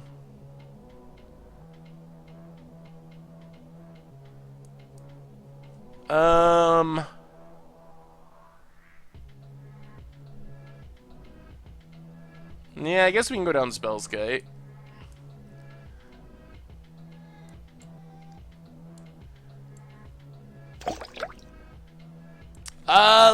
Teak 4242, welcome to the Fishbowl, and thank you for your subscription. Big scoops cheer for our new subscriber.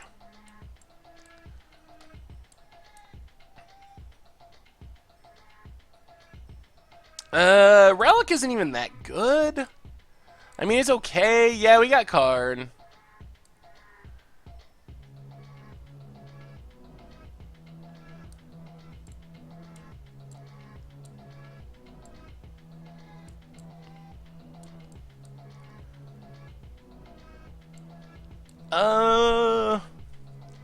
Yeah, maybe just something like that. Close enough. Any suggestions on Mardu mid-range control and standard with the loss of Emrakul, left with Gonti, Goblin Dark Dwellers, and Noxious? Is that enough? Yeah, I think you could make that work still. Jeez. Well, we have Tron in hand. We don't have the action, but we do have Tron, which is good news. Alright, chat. Help me out here. It's going pretty well. We're 2-1 right now, down a game to Jund.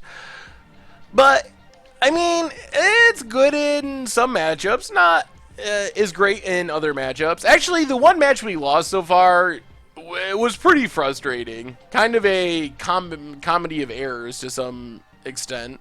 So do we just Needle on turn 1? Well, you can't Needle...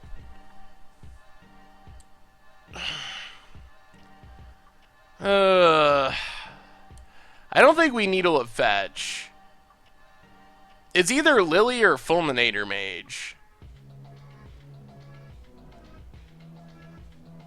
That's the question. I just don't know if it's Lily or Fulminator Mage. I'm afraid to hold it in our hand because it gets hit by discard. Ezra Thorn, welcome to the Fishbowl, and thank you for your subscription. Big scoops here to our new subscriber, and Rookie XP, thank you as well. Welcome to the Fishbowl. Big scoops cheer. Alright, well, we have Ghost Quarters, so let's just Power Plant and Needle Liliana. Still A little worried about Fulminator, but hopefully we don't get hit by it. Hopefully if our opponent has discard, it's Inquisition instead of Thoughtseize. That would be sweet. It's Thoughtseize.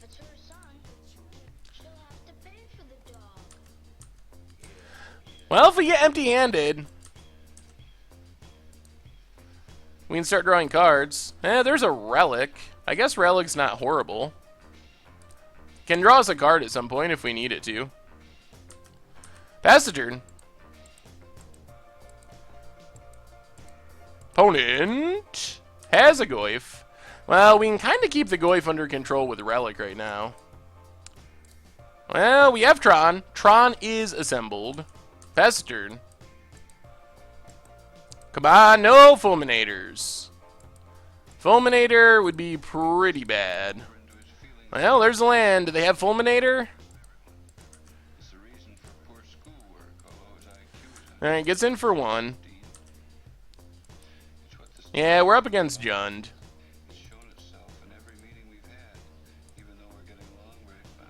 We'll get rid of our Endbringer. Keep the Goyf down. Well, we're still drawing lands.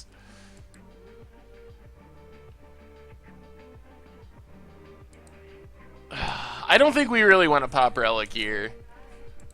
There's a pretty good chance that we pop Relic and just draw into another land or something.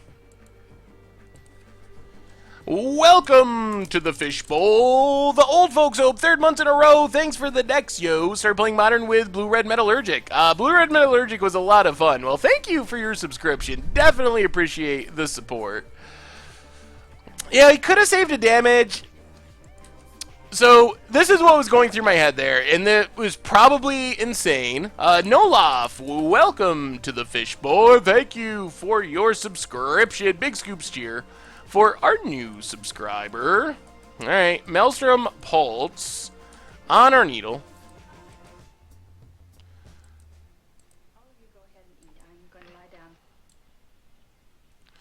I think we're going to have to pop Relic now, because we really need to draw something. I did see the Rally or Landfall list. It looks pretty sweet. Well, Dismember is not the something we were hoping for. That's something we were hoping for. So, let's play Urza's Tower. I like the looks of that. We will hit a couple of lads. And pass the turn. And our opponent scoops it up. That's what Tron does. Our opponent said nice keep.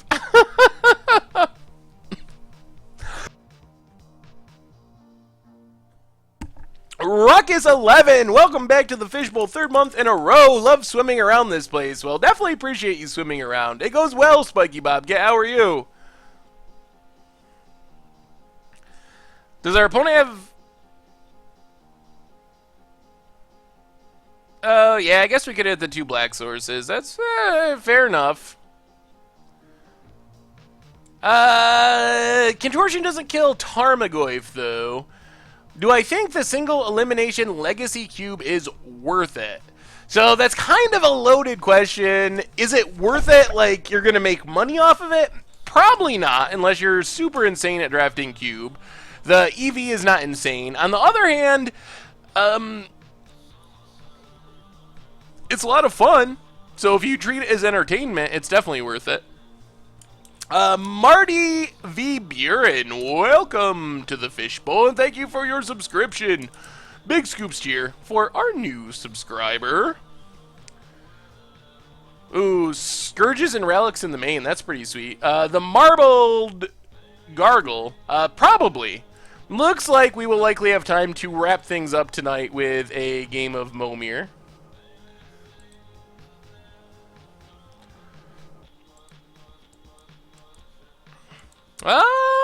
I mean, okay.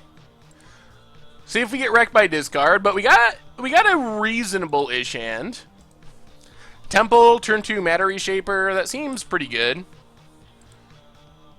And a Thought Knot. Alright, Temple, go. Black Leaf Glyphs to our opponent, and passes. Well, let's just play a mine, get our Matter Reshaper out there. Matter Reshaper is pretty good here because it's resilient to removal. Also going to be kind of a buffer for our Thought Knot against a potential Liliana. So if our opponent just goes land Liliana, kill Matter Reshaper, that's not too bad. Alright, kills Matter Reshaper. Come on, Tron piece. Urza's power plant. Ooh, alright. We will name Liliana here, I think. Seems like a reasonable one. Hopefully we don't get fulminated, but... Inquisition can take our Dismember. Opponent's down to 3 cards in hand. Another Dismember. That was a good draw. Well, let's Thought Knot. Grab something out of our opponent's hand. We're playing Eldrazi Tron tonight. Does our opponent have removal? Alright, they're going to terminate. Draw a card. We get to take something. Oh, goodness. Ooze Kolaghan's Command. Well, we're not worried about Ooze. Kolaghan's Command is the best card. Ancient Grudge kills 2 artifacts, though. Huh. Is Green Right Tron superior due to Stirring, Scrying, and Path? They're different decks. They're just... I don't know if it's superior. It might be, but they're very different. This is a lot more aggressive and creature-based and less focused on putting together Tron. Alright, we'll take command. Pass the turn. Grudge is a little annoying because it can kill Needle and then kill our Batter Skull with flashback. But that's all our opponent has going on. Warping Whale. Well, play Seagate Wreckage. Pass the turn. I think we probably just dismember. Are there no creatures? 2 creatures. Alright.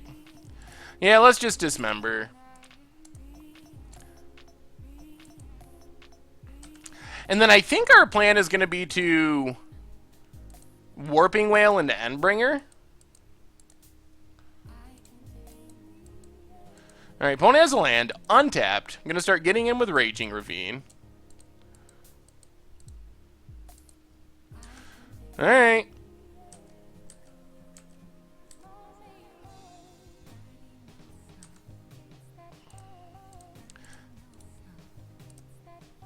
Make a Scion. Still would like to put Tron together.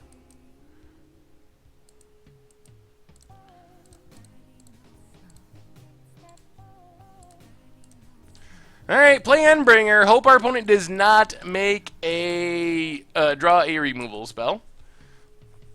Their hand is just Ancient Grudge. No. Liliana, really? Oh, Fulminator. Alright, Fulminator is not the end of the world. That's a bit annoying, but not that annoying. We can deal with Fulminator. Goes after a Tron piece. Come on, land. Any land. Alright, that works. So we get to play a Matter Reshaper. Now I think we're pretty far ahead. Get in with Endbringer. I do like Mystery Science Theater 3000. Off the top of my head, though, I'm not sure. It's been a while since I've watched it, so I'm not sure what my favorite episode is off the top of my head. But I do like the show. Alright, opponent's down to 12. Well, we knew our opponent had Abrupt, Ancient Grudge, rather. So, if they drew Liliana, they'd be able to kill it. Manos Hands of Fate, that is a good one. Alright, there's a Raging Ravine. Well, we're just going to block with Matter Reshaper.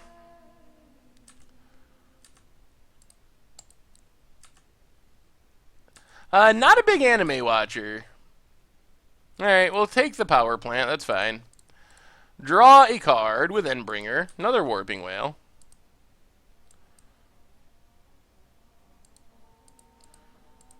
Well, let's Thought Knot. See what's in our opponent's hand. Ooh, a Blood Moon. Glad we got rid of that. Get in with Endbringer, and I think we're getting there. That means we got a chest! One chest on lock! I did the Squid Labs. It was pretty sweet. With the goat, I believe was yours. Yeah, the seductive goat mashup.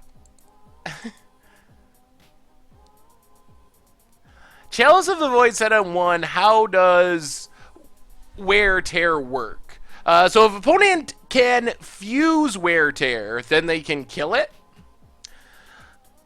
Or they can cast the, let's see, Wear Tear, the Tear side of it, the 2-mana side. But they wouldn't be able to cast the 1-mana side. Alright, well, we're up to...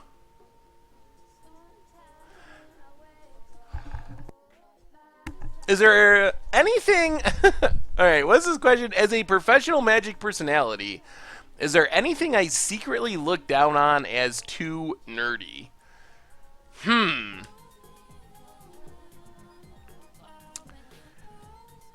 No, not really. I think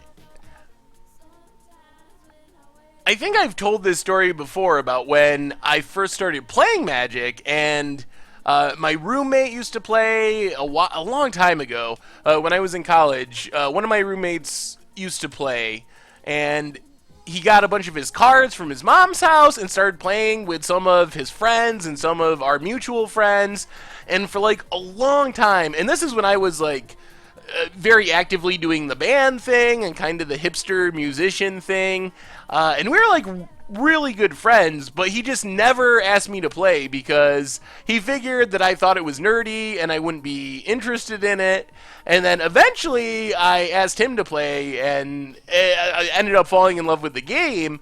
But I think like stuff like that mattered to me, and I thought about that stuff a lot more years ago. For me, I would think, oh, is something nerdy? Is it not nerdy? Now, at this point in my life, I think you should do whatever you love and whatever makes you happy. So I don't even think of it. I can't think of any hobby or game or anything that I think of and I'm like, oh, that's like so nerdy. Like, if that's your thing, go for it, regardless of what that is. So, hey, see you later, Vile Shrew. Yeah, thank you. Hopefully we can take this down, get the 4 treasure chests to crack open on our way to a Momir match. We lost to... Yes, I've had a glorious beard for a long time. Do I like the Vikings TV show? I've never watched it. I don't really watch that much TV. Most of what I watch is on Netflix, and I have not watched the Vikings show.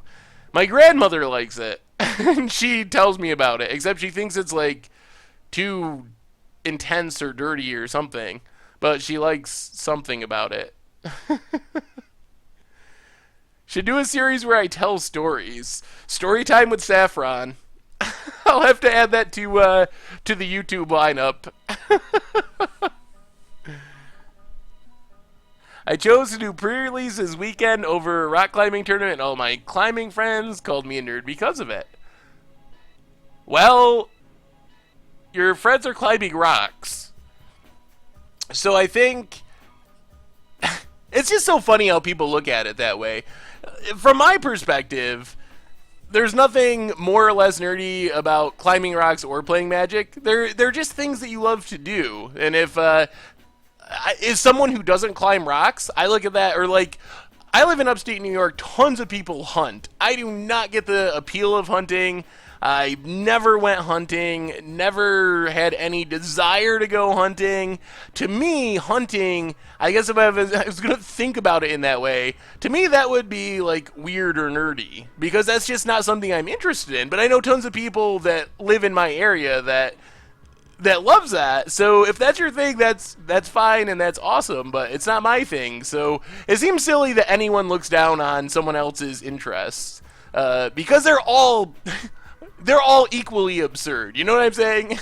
When it comes right down to it, life is very absurd, and we're all living for some weird random period of time, and then we're gone.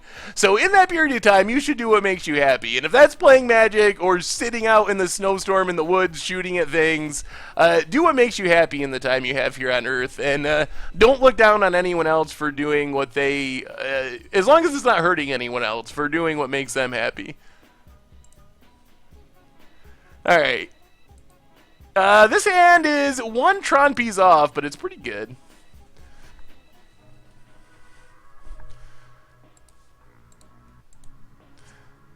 Yeah, we'll try this. Chalice could be pretty good.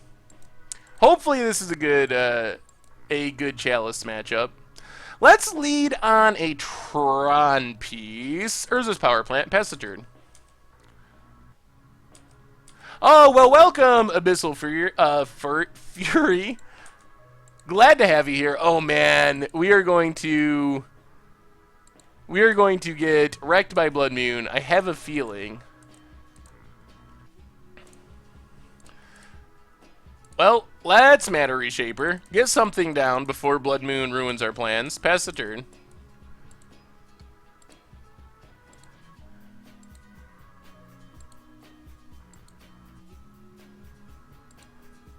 Can this speech be a stream highlight? Maybe. We'll have to see. Should it be? I have two friends that hunt with me. We go into the woods and play MTG while freezing our butts off. Yeah, that's the part I personally don't get about hunting, is it seems really cold. And, I think there was I think it was on Bob's Burgers, and Louise was talking to, Daryl and said she always pictured him as more of an indoor nerd. I'm definitely an indoor nerd. If going out in the cold woods is your thing, that's awesome, but that is not my thing. What's my favorite Magic colors? Oh, that's an easy one. Definitely. I think I might have played the wrong Tron land here. We'll see if we get punished because of it. We gotta have the double plant for when we...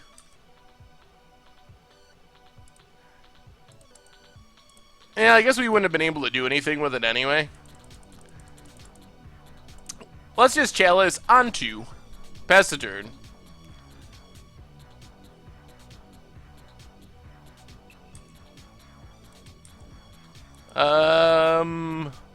We had a very warm weather for winter this year. I've gone hunting in short sleeves.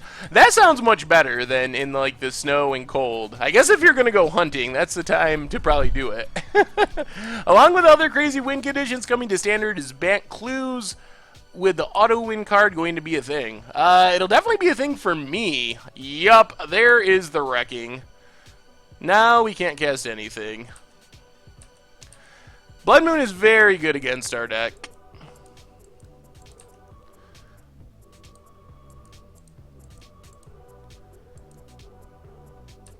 And a Gideon. Yeah, we're getting pretty close to scoop time here. This is gotta be one of our worst matchups, I think. We'll cast that Spellskite into our Chalice. Yeah, maybe Mab should have gotten Waste.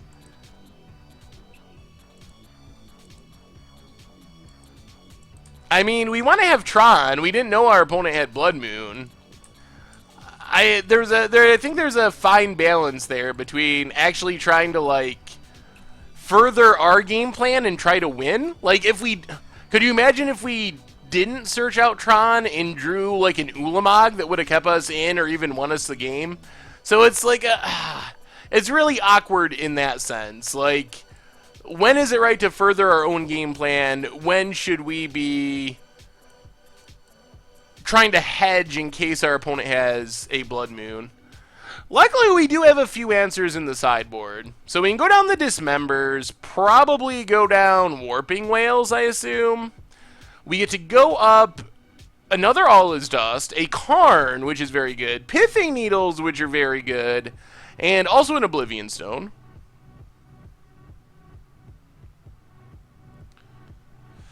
Yeah, that's true. Playing the wrong Tron land did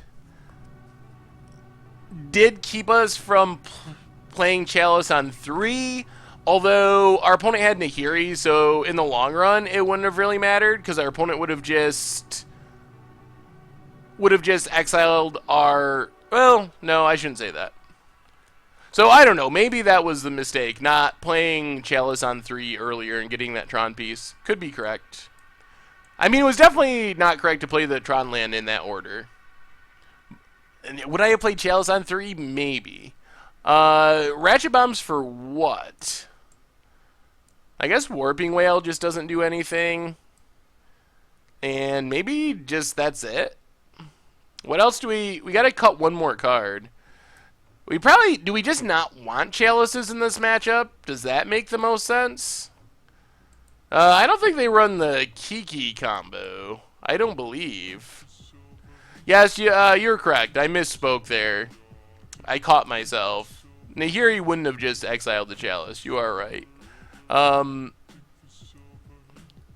Chalice doesn't seem good, but what are we going to play in its place? Is the question. I guess we can leave Warping Whale. Warping Whale does make a colorless source and randomly counters like a Wrath or something. And this is a way we can get a colorless source. Alright, let's do that. Let's do that. Alright. Come on, Nut Draw. Okay, well, this isn't a nut draw by any means, but we do have Waste, so we're not just going to lose to Blood Moon, which is good. And Batterskull's a real card. So let's just Power Plant and Expedition Map. Pass turn.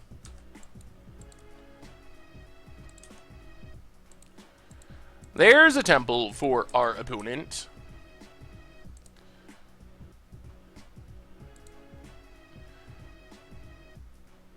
And let's play Ghost Quarter. Pass the turn. I kind of want to slow roll our wastes to see if our opponent will actually play a Blood Moon rather than discarding it to Nahiri. Kind of want our opponent to play a Blood Moon now. Playtest for you in red and have Chalice on both 1 and 2. Would I suggest Chalice on 3 for further locks? Depending on the situation, yes. I guess if you're not going to do anything else with it, that's usually fine, unless you're in a situation where you think like Anger the Gods is going to be important, and then that would change things. I guess we just get a Tron piece. We can put Tron together. What do we have there, though? We have a Power Plant, so let's just get a Tower. Play a Tower.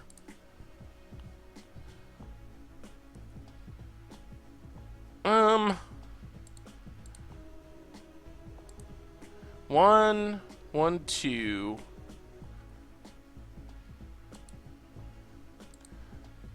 Yeah, let's play Mana Reshaper. Pass turn. Do I think Amonkhet will get uncommon slow fetch lands like Rocky Tar Pit or Croson Verge? Do I think they will? Probably not. Would it be sweet if they did? Yes. Well, let's get in. I got a feeling we're going to get Nahiri'd, but what can you do? Hopefully we don't. There it is, of course. Nahiri gets our Matter Reshaper. Well, crack Expedition Map.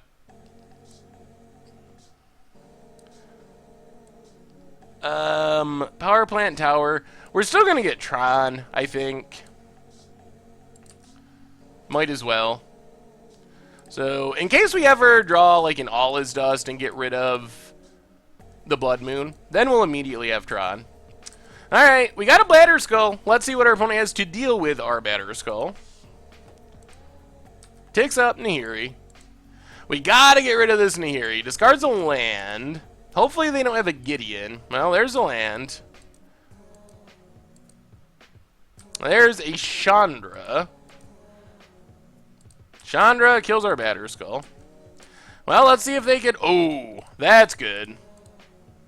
Play another Batterskull. Play Urza's Mine. Pass the turn. Now we have a Karn that can, at very least, that's going to get rid of Nahiri. If all else fails... Hey, what's up, Big Show 517? Opponent takes up Chandra, gets a plains, hits us for a couple.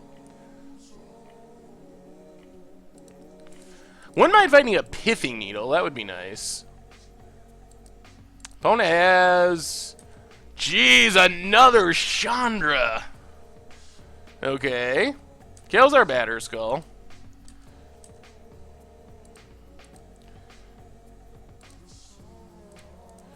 Yeah, I guess it's time for card.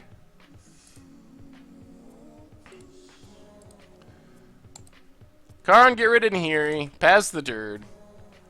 Hopefully we draw something big. We have enough mana we can actually just cast big things.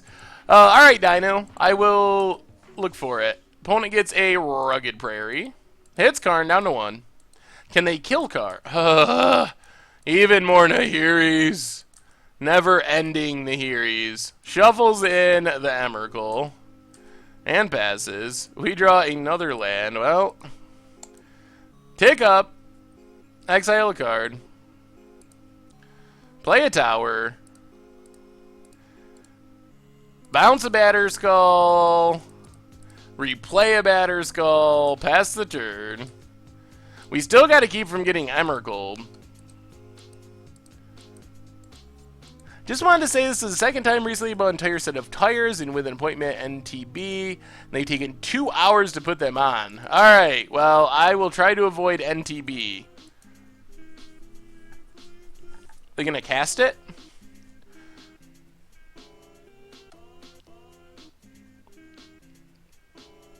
Or not. Can they kill the card? If they can't kill the Karn, then Karn gets to kill the Nahiri. And that would be sweet.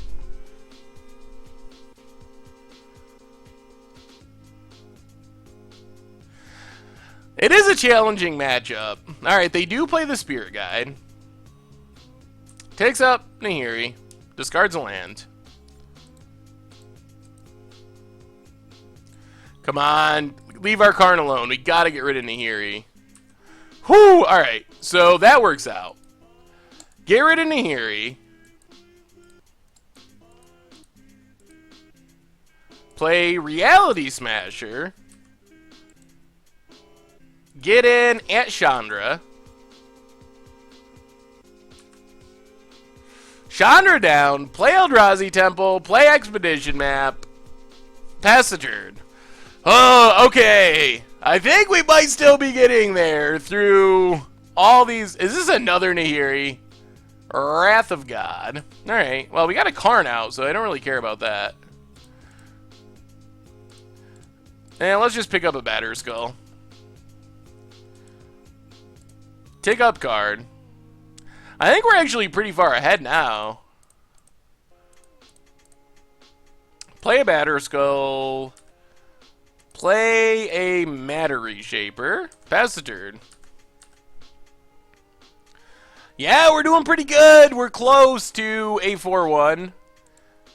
Uh-oh. Alright, there's a Gideon. That's actually not too bad.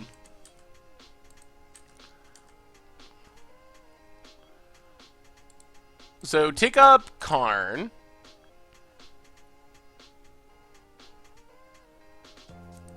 Just a mountain. And then we'll just equip Batter Skull. Get in at Gideon. And yeah, now we're pretty super far ahead.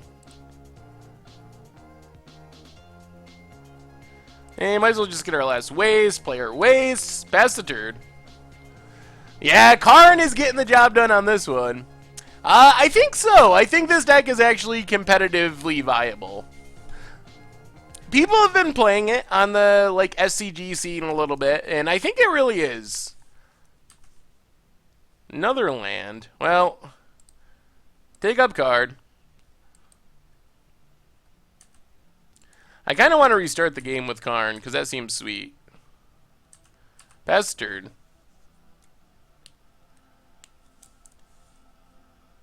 Spirit Guide.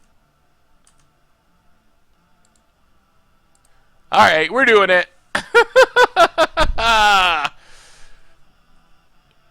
We'll keep. That was totally wrong. We shouldn't have done that. We would have won if we didn't. But I couldn't help it.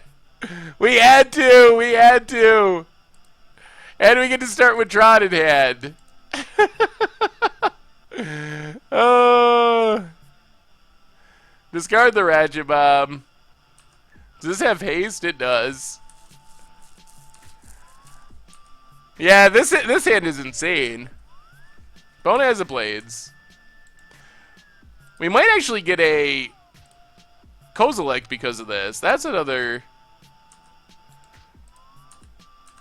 Get in.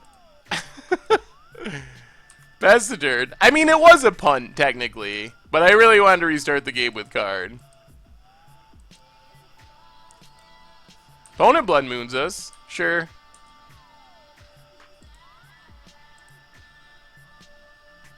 Let's get a Kozilek. Because we haven't seen Kozilek yet.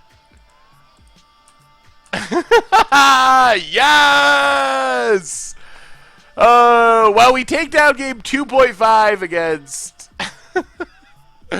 against Sun and Moon. Alright, so this is it, boys and girls. This is it. It all comes down to this one game. Are we going to overcome Blood Moon and finish with a 4-1 for a bunch of treasure chests, or are we going to fade back, fall down to a 3-2, and only get a single treasure chest? That's the question. That is the question. I have friends that are convinced this is the right deck for GP Vancouver. It might be. Like, it's been doing pretty well.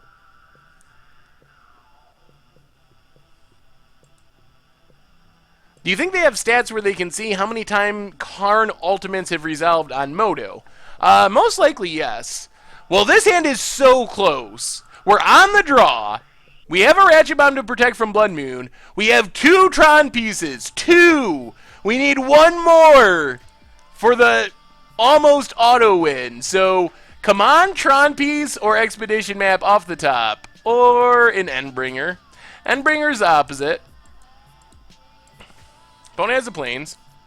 Not a Tron piece. Things are slowly getting worse.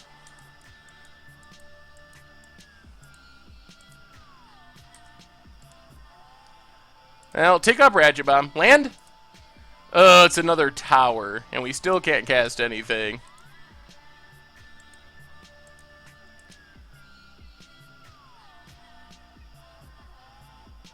Oh, that's a Gideon. Well, we really got to get some mana here pretty soon. Yes! Oh, we got there, boys and girls, we got there. That is a card. That is a Karn exiling a Gideon. And here we come to land off the top in a nick of time. Woo! We're doing it. We are so doing it. We are going to be getting some treasure chests, I believe. Take up card. How much mana do we got? 9? 10? Well, you know what I think this means? Reality Smasher. You know what else I think this means? Reality Smasher. Get in for 10. Pass the turn! Oh, man, our luck! Our luck finally came through. Opponent has a Wrath. We don't care. We take up our Karn.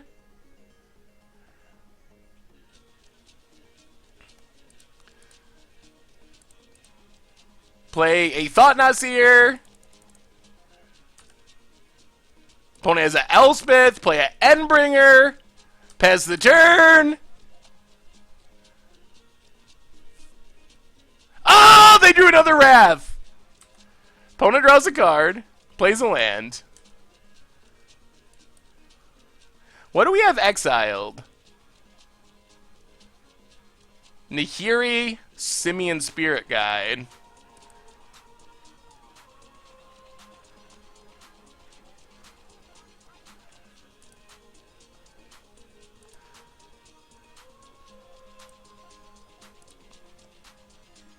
So, play Expedition map.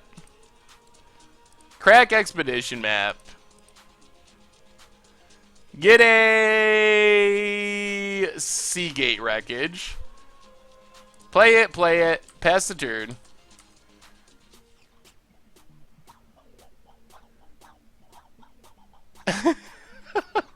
We're gonna win. We just gotta go through one more game.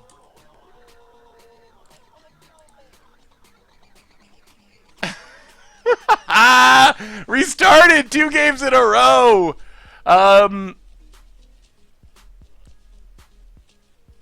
Yeah, we'll keep this. We get a Nahiri, so it's probably fine.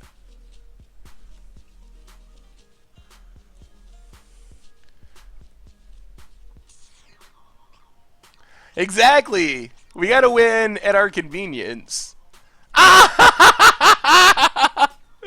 And a Gideon.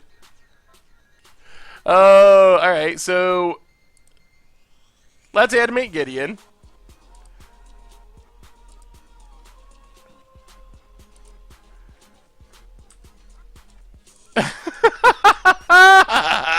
Yes! We are not only winning, but we're winning in style. Man, we've won awesomely against Tron today and with Tron today. We're just doing it every single way possible.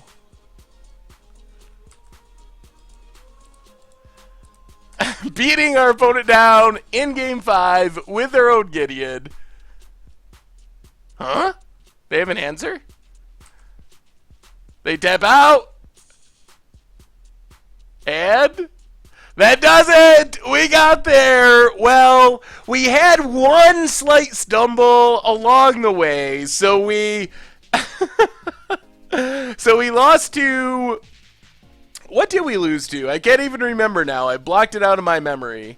We lost to something. Oh, Living End. Even through a bunch of hate cards.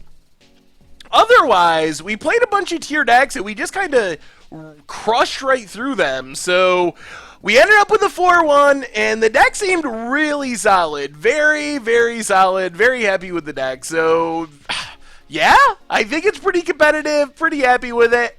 And that means we get to crack open 4 treasure chests. So let's see what we get. We have been running incredibly horribly with treasure chests. So badly.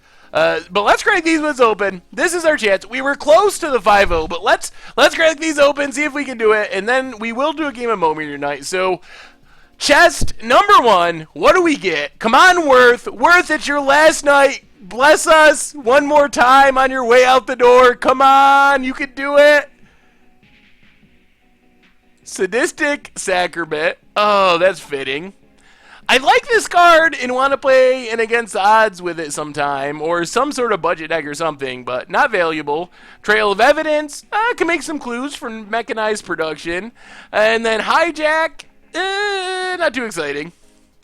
Alright, come on, Worth. You know you can do it, Worth. One more time, be nice. Whitelist, one more time. Oh, the worst, the absolute dead worst treasure chest you could possibly open. Harvest Hands, Complete Jake. Ash Barrens is technically our rare. Worth! Oh, Worth, I'm so disappointed in you. Come on. 2 more to go. We got to get something good in one of these. A Kaladesh Booster, a Fitting Waste, and a Domesticated Hydra. I think from Magic Online's perspective, this counts as getting 2 rares. Oh man, treasure chest.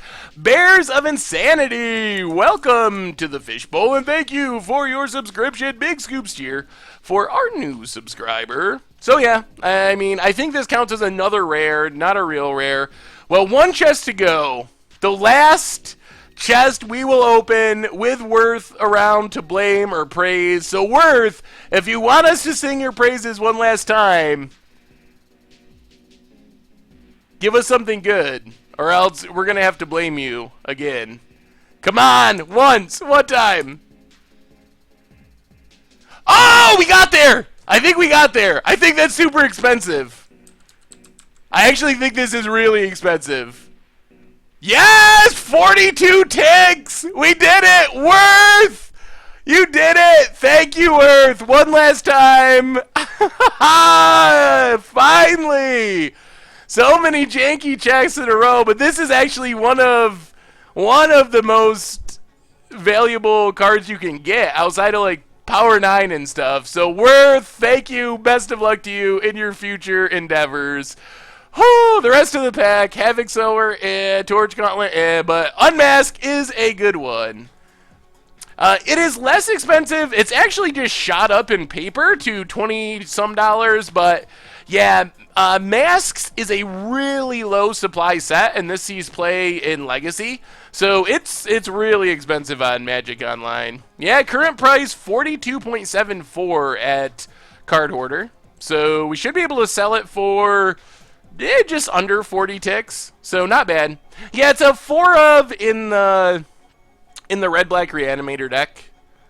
So, well, that's good. I'm very happy with our last league with Worth. We not only went 4-1 with a sweet deck, but we also finally got value. Finally worked out. I am not opening packs. No. I never open packs. I shouldn't probably open treasure chests value-wise, but opening packs is not ever a good idea. I can't bring myself to do it. The good news is we can close out our stream tonight with a game of Momir. So I'm not sure who's on the top of the list. I'm going to pull up the Momir overlay. And as far as what I would change in this deck, I don't think much. I think I got to play more with it. This is the first 5 matches I have played with it. But after playing with it, it seems really solid. Kozilek's kind of weird. Maybe the All Is Dust could be in the sideboard rather than the main deck. But it feels pretty good right now. So until I jam some more matches with it, I'm going to say it's pretty good to play as is. So let me pull up the Momir overlay, and we will Momir our way through the rest of this league. I'm going to grab a drink really quick as well.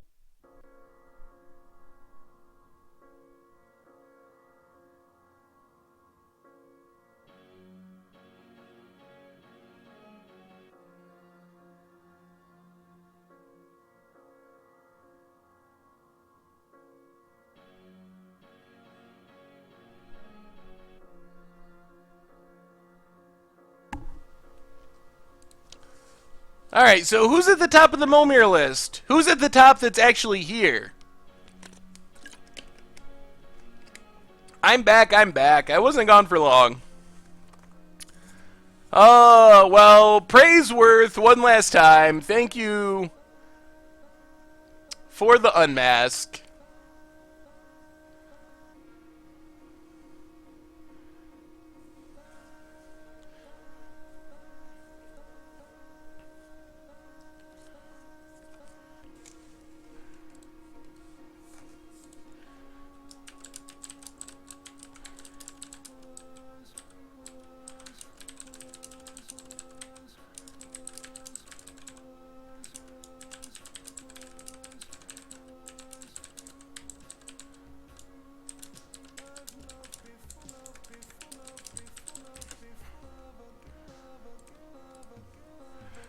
No one's playing Momir tonight?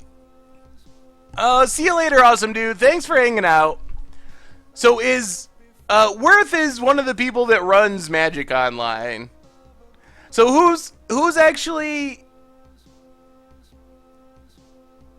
Yeah, so I was trying to figure that out. I think they had, what was before play points? Was it Planeswalker points or something?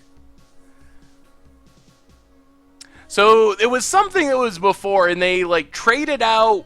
It might have been Planeswalker points. I don't remember, but they traded them out for play points, and I must have had an odd number when they did that. So wait, where's the? Let me see the list. We want to make sure we do this right. Make sure no one's here. Momir list. So Tashnide is at the top of the list. XLL Razor LLX. You're next on the list. Count Black is on the list. Esper 22. Nicole Bolas. If any of you are here, you're at the top of the list. If no one else is here, then if none of the people at the top of the list are here, then we will just move down the list and Fearless Joe. All right, Fearless Joe. No one else is speaking up. So, oh, actually, wait. Where's Fearless Joe? Filthy Casual is actually ahead. So Filthy Casual gets the first game. Sorry. Yep. Filthy Casual, send me a challenge. Oh, wait. Never mind. Nicole Bolas is here. So Nicole Bolas is the first game. And then if we have time for a second game, if no one else speaks up, then Filthy Casual would be next. Because I didn't realize, Fearless Joe, you're a little bit lower on the list. So we got to try to go in order, or else there's no reason to have the list. So, but you're moving up the list as the games go.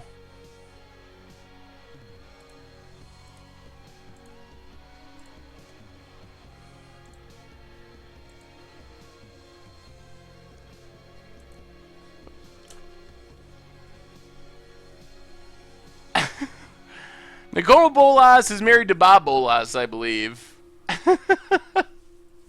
Yes, Robert Bolas. Better known as Bob. Probably better known as Bob Bolas. Sells insurance or something. When he's not planeswalking. I'd pay good cold hard cash to see Nicole Bolas in a set of heels. That is an odd request, but Nicole Bolas might be down. Especially for cold hard cash. I'm sure that he could probably use the money. Being the evil villain of Magic has got to be expensive.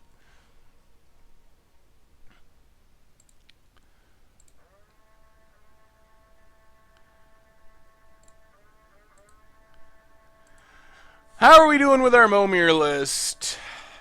Oh, it's alright, we're waiting for Bob. And we wait, is this the right person? Where's the list? Alright, that is Nicole Bolas. Alright. Momir time, everyone. You've all been waiting for it. A good way to close out our stream for the week. And a reminder. Next week I'm on vacation, so no streams next week.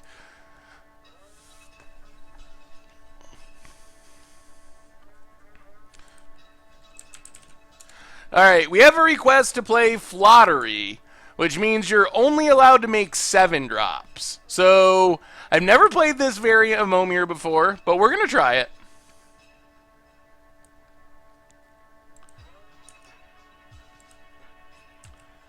So, no playing anythings.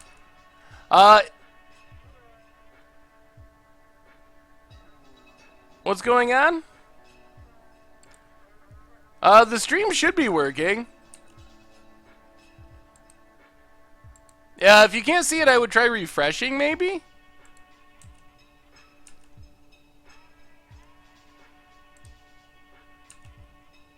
Yes, get the Platinum Angel, don't get the Phage. That is the plan. I haven't really decided what I'm doing on my vacation. I should probably figure that out since it's next week. We lost to Living End. And the first game we just kind of got ran over. The second game, we had Relic and Chalice on 0 and we still lost. So that was pretty disappointing.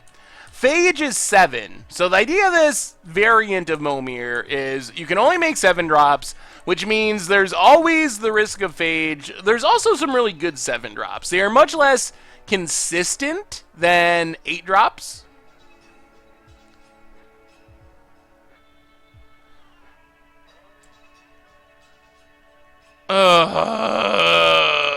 Oh. Really? Oh, no. Crystal Quarry Clauses, I've never seen that before. That was almost as painful as getting a Phage. Apparently it puts itself on the top of our library, and for some reason it is not a May ability, which makes it a lot worse. Opponent's first 7-drop, Wretched Griff.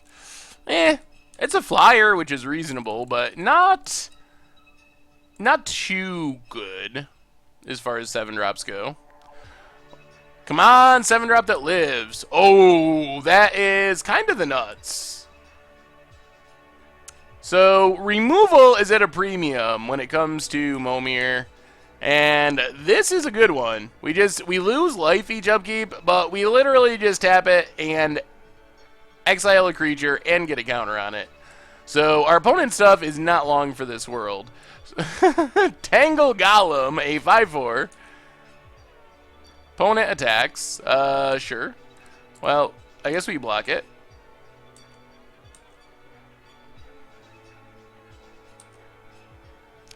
It seems reasonable for Commander as well.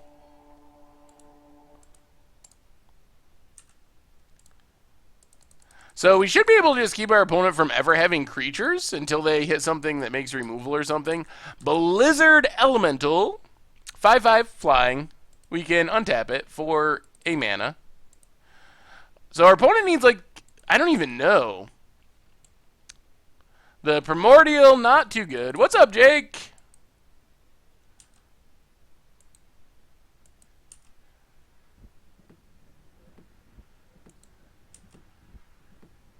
Alright, let's get rid of that.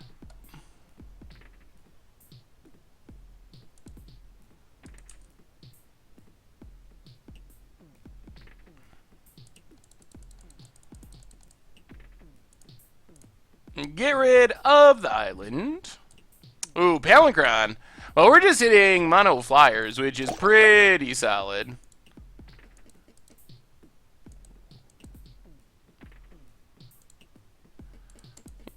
There we go. You can have some untap lands too, opponent.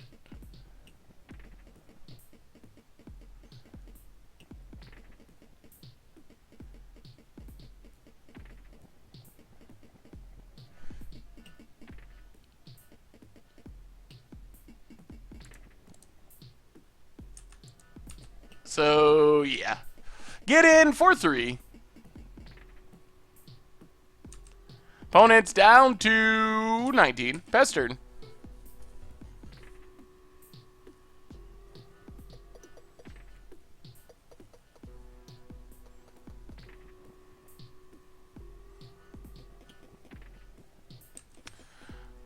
And opponent gets a Visitrix.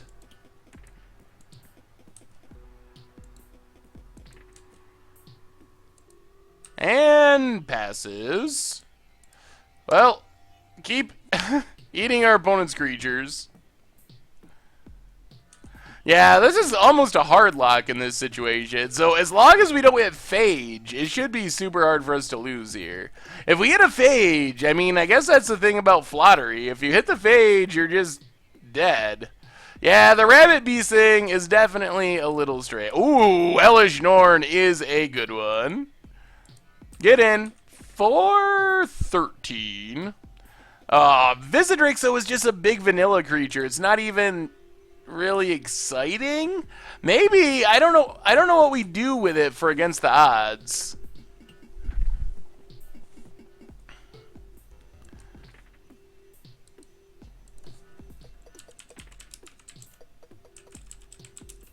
Yeah, our opponent's in a pretty rough situation. That's a good set. Oh!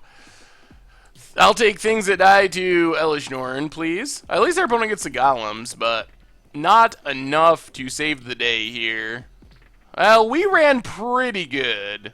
Removal, flyers, and Elish Norn. That's about as good as it gets.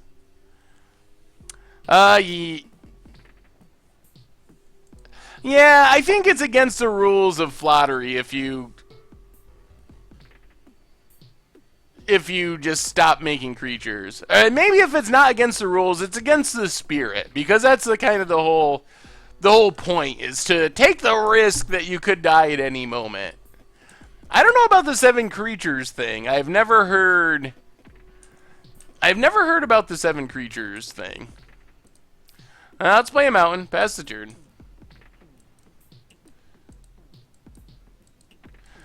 Mountain for our opponent. Well, swamp and goo.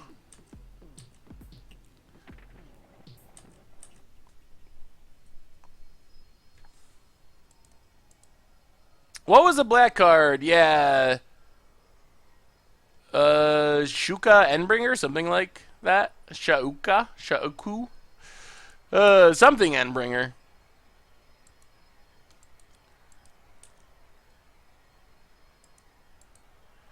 If I send you some tokens, could you sign them? If so, where do I send them?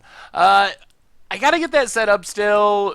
Probably the easiest thing to do would just be to send me an email at saffronolive@mtggoldfish.com, and we can go from there.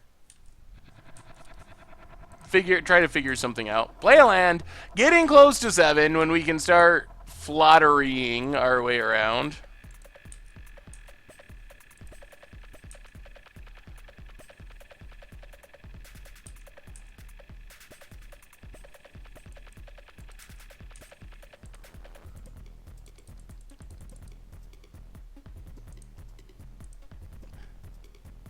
If you send me some goat tokens, would I sign them?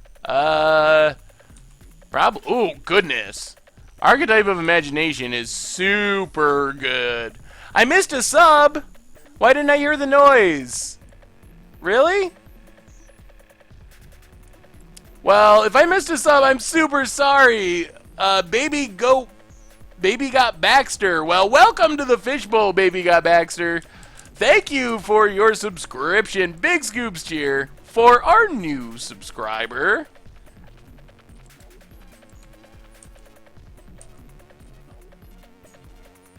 Oh. That was a misclick then. I must just not have clicked that extra land. And I'm gonna win because of it. Oh no! I just cheated at flattery unintentionally. That was definitely not on purpose, but I guess it is kind of cheating.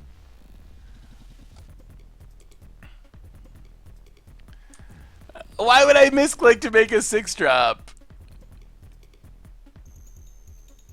You may discard your hand and draw cards equal to the damage dealt to opponent this turn. Well, that's 0.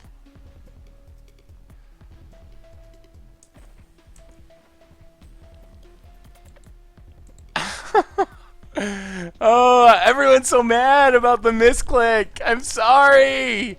I really wasn't trying to cheat at flattery. Foggy 1092, have a good night. Thanks for hanging out. No, I wasn't cheating. I promise. Why would I accidentally make a creature of less mana?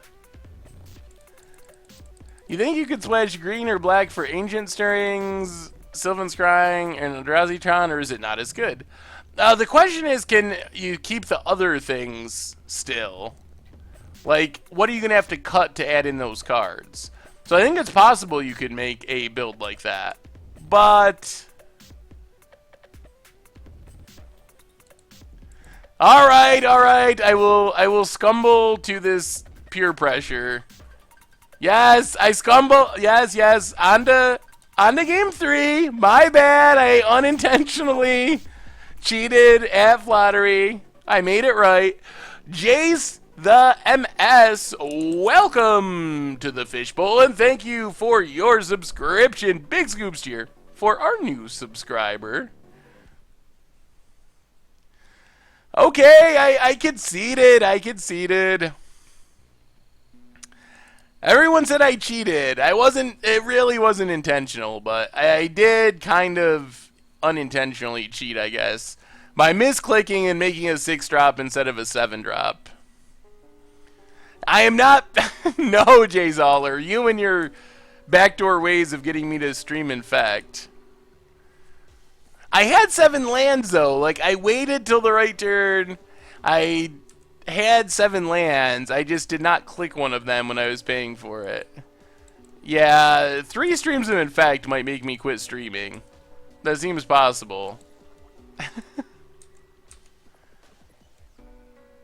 Well, Momir, in my defense, is a somewhat loose format. It's not like a competitive league or something. Oh man, the chat is quick to get out their pitchforks. You mistap one land in Momir. Oh, you think you'd be Alex Bertoncini or something. I did play Boggles once. That did not go well. Alright, it's 7-drop time. Let's see what we get. All lands are tapped.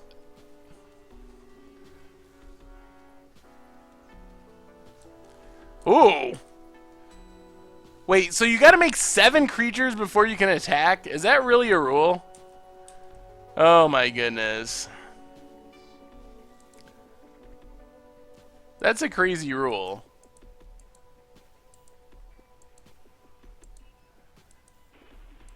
Why don't you just play, like, there's a Peacekeeper on both sides of the battlefield.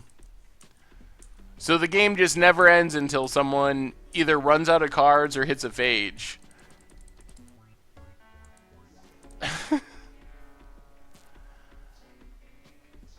What do we get here? Yeah, I guess we're playing Flottery this match. I don't know if I agree with this not attacking rule.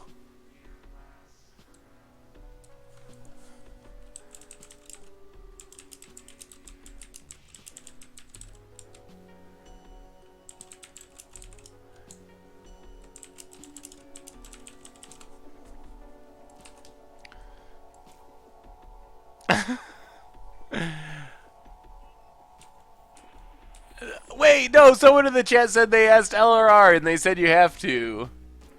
Okay, they did in CSL. I believe you. I believe that's...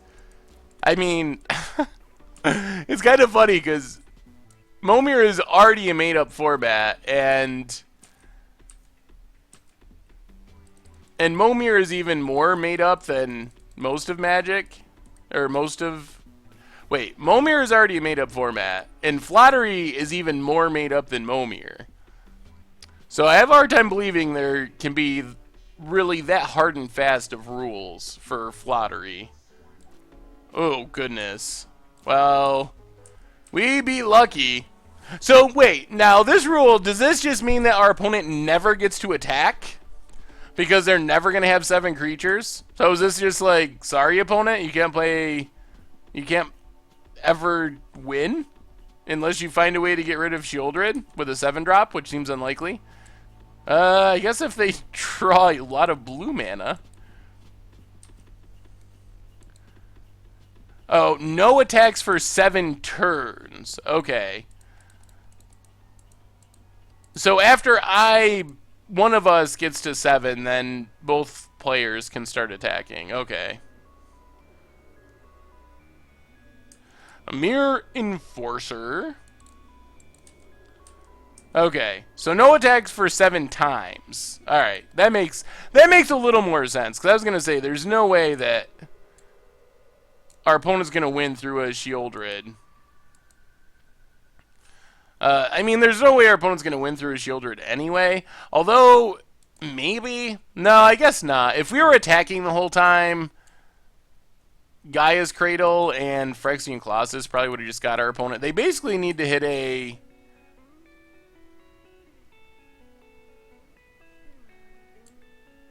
They basically need to hit a removal spell, maybe Angel of Serenity or something. I think is the only real out here.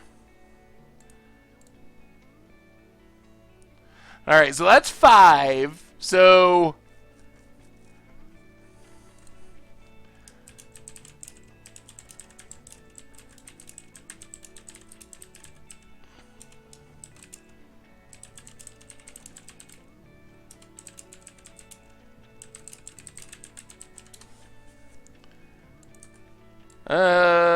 okay.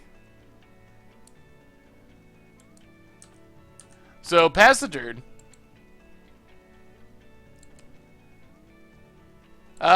Yes, that one would do it. We just keep getting more and more removal, though. I mean, I don't think we can lose from here. Ara Kelsler, welcome to the Fishbowl, and thank you for your subscription. Another Mirror Enforcer. Big scoops here for our new subscriber. Is Ashen Rider 8 an Angel, or Desolation Angel or whatever is 7, I think. Maybe.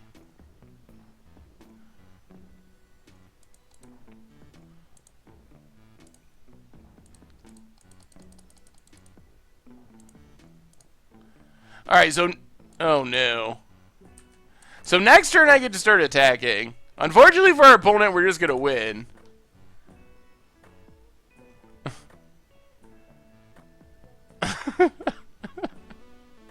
Was I close? Oh, did I really butcher it? Oh, a racial slur, okay. Yeah, that makes sense now. Now that I'm looking for it. Oh. Alright, opponent gets a Moldraff Monstrosity. Well, our opponent's best bet is we hit a Phage right here. Because next turn we get to start attacking. So, I'll make a Phage this turn. Or I'll make a creature this turn. I'll make a creature next turn. And so these are basically the last 2 turns for me to hit Phage. Because then I'm going to attack. So, 7-drop, Phage, no Phage. Alright, and just to be on the safe side, so I don't get accused of cheating, I'm gonna pass one more turn. Because I don't know if you have to attack on the 7th turn or wait till after the 7th turn. But to be safe, so there's no pitchforks in the chat, we'll just wait one more turn. I'll make one more 7-drop and then just kill our opponent. Jeez, we have gotten a lot of removal creatures.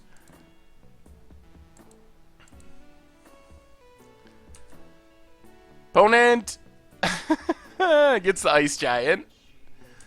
No Snowland, so it's just a 3/3.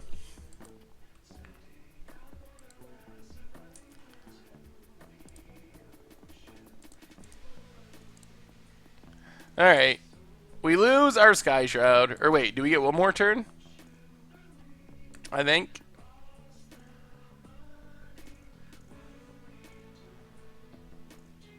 Alright, this is it! Do we Phage ourselves here right at the end? Avatar, 1, 2, 3, 4, 5, 6, 7. This is it! Win or lose on this draw.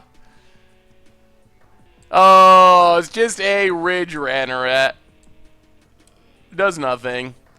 Well, good game, I think. I actually haven't counted this damage. I'm pretty sure that this is lethal, but maybe it's not, somehow.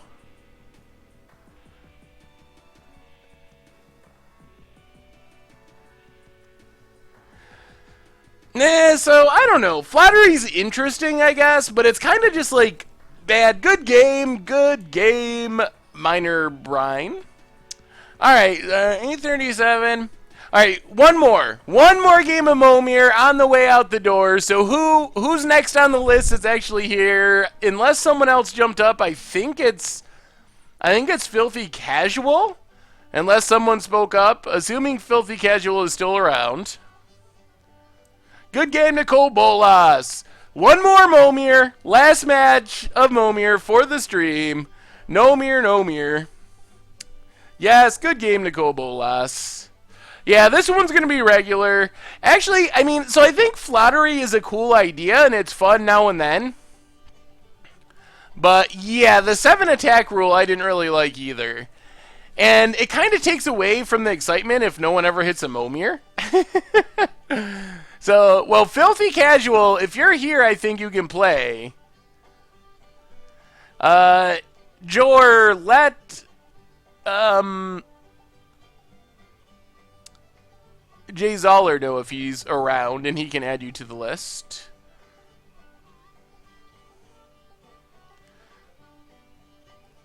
Well, I guess if, okay, Filthy Casual is skipping. Well, I think at this point, since no one's speaking up, if your name is on the list and you want to play, first come, first serve. Okay, so Fearless Joe, If you're around Fearless Joe, send me a challenge. If Fearless Joe isn't here, then it's literally going to be first person on the list to challenge me. So, is Fearless Joe... What's up, Robert? How goes it? Is Fearless Joe gone? I don't know. Shows him still in the chat.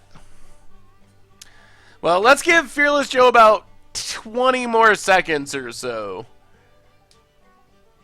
Okay, Fearless Joe is here.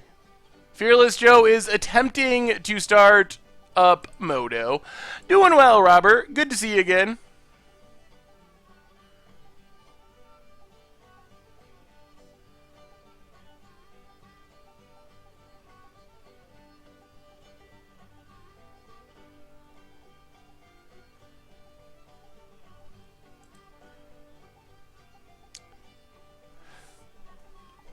Yeah, the delay in the chat is tricky.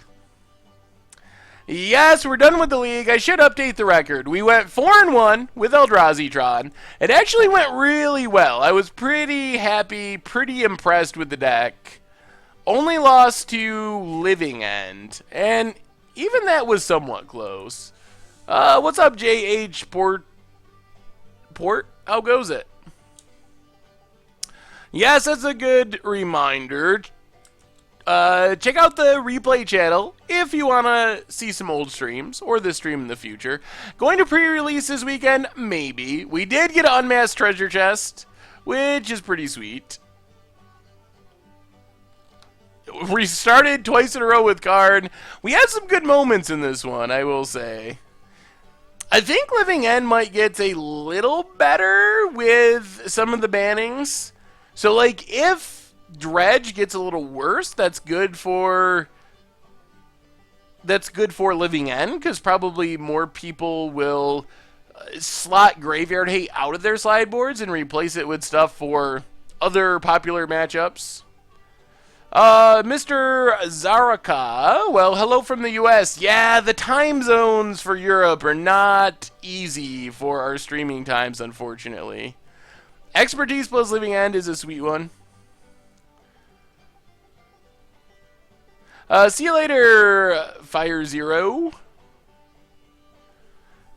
Alright, Fearless Joe has to pass. Well, you're still on the list for the future, Fearless Joe. So, alright. First come, first serve. If you're on the list, I'm just accepting the first challenge.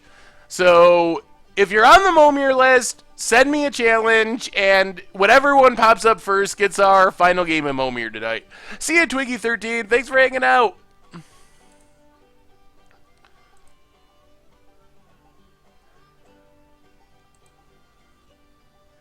I love Living End so long, and I'm so pumped for it doing better now. RIP does seem to have fallen in price on Modo thanks to bans, so people seem to be selling, means less Graveyard Hate. Huh. I just got challenged by someone. What's your Momir name? We're having a hard time getting this last game of Momir going. Timothy _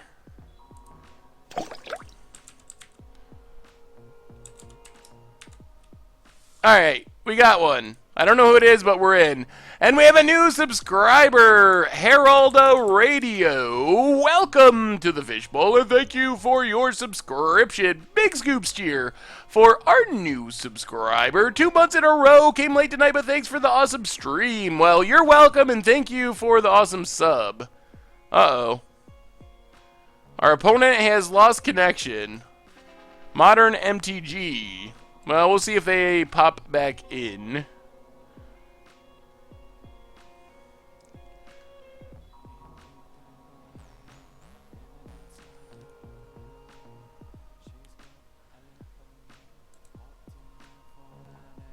Well, maybe we'll only get one game of... No, you're not going to get banned if you're posting Magic-related stuff. Okay, Modern MTG is back.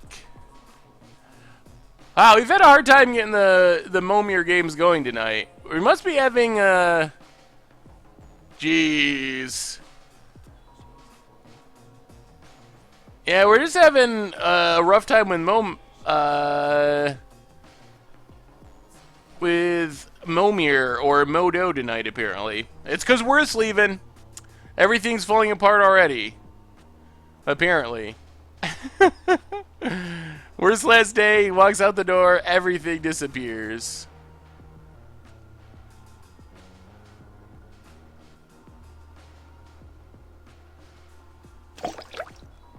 We have a new subscriber. P-Trick, for 3 months in a row. Welcome to the Fishbowl, and thank you for your subscription. Big scoops cheer for our new subscriber. Alright, sorry Modern MTG. It looks like it's not going to work tonight. Alright. Let's give this one more. Let's see if this works. Alright, Timothy, I'm going to challenge you, I think. If this match doesn't work, then we're just going to call it. Just going to call it a night. Trust that the universe just doesn't want us to play Modern. I'm sorry, Racial Slur. I don't know. Sometimes Magic Online is goofy like that. So, you could definitely be on the list for next time we play Momir.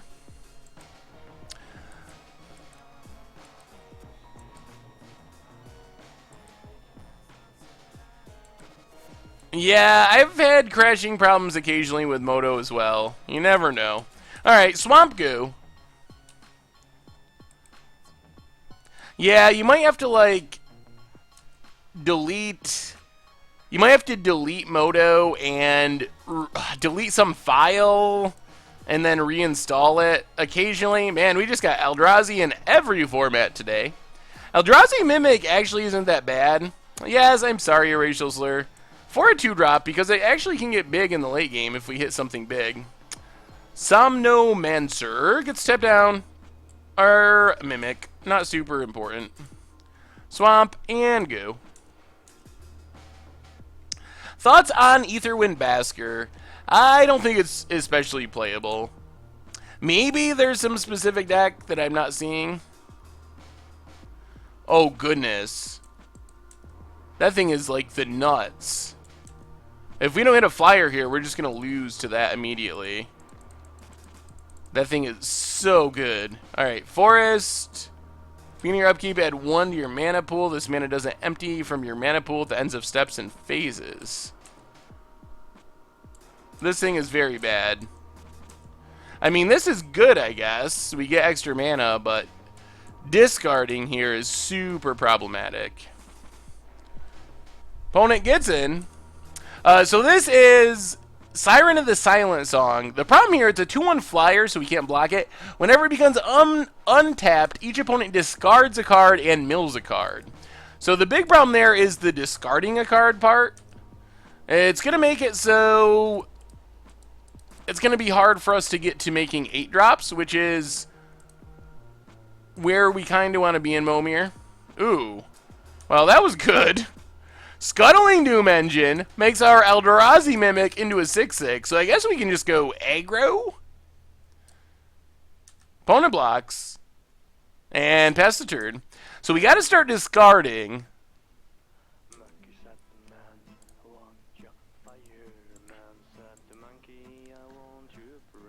This is just a big flying wall. Not super exciting. And, ooh, Whisperwood going to start manifesting. Start manifesting some lands off the top of our opponent's deck. Yup. Alright, we get a mana.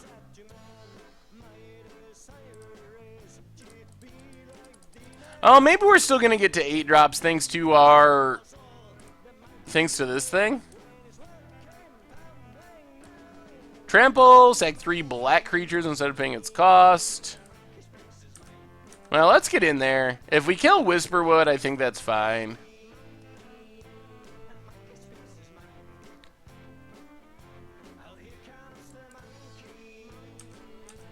It would have been a lot worse, this bird, if we hadn't hit a mana source. It basically would have time walked us where we would have to, and we are going to have to. So, like, right now we're stuck at 6 lands. So, if we hadn't hit this Spring Caller, we'd only be making 6 drops, which is super bad. Oh, no, and that's a Rorix. There's not much of a chance of winning making 6 drops while your opponent's making 8 drops. And even where we're at now, we're going to have to skip an entire turn, which is super bad. We already did a league, actually, with Eldrazi Tron. Ended up 4-1, which is pretty good. And now we're just kind of wrapping things up with a game of Momir. This is the last match of the stream. There's a swamp for our opponent. And Moldgraph Monstrosity. Just a big 8/8 trample. Gets in with the flyers. We're down to 2, and we need to hit like Platinum Empyrean, Bounce Kraken, something like that, because that 3-drop flyer just really wrecked us.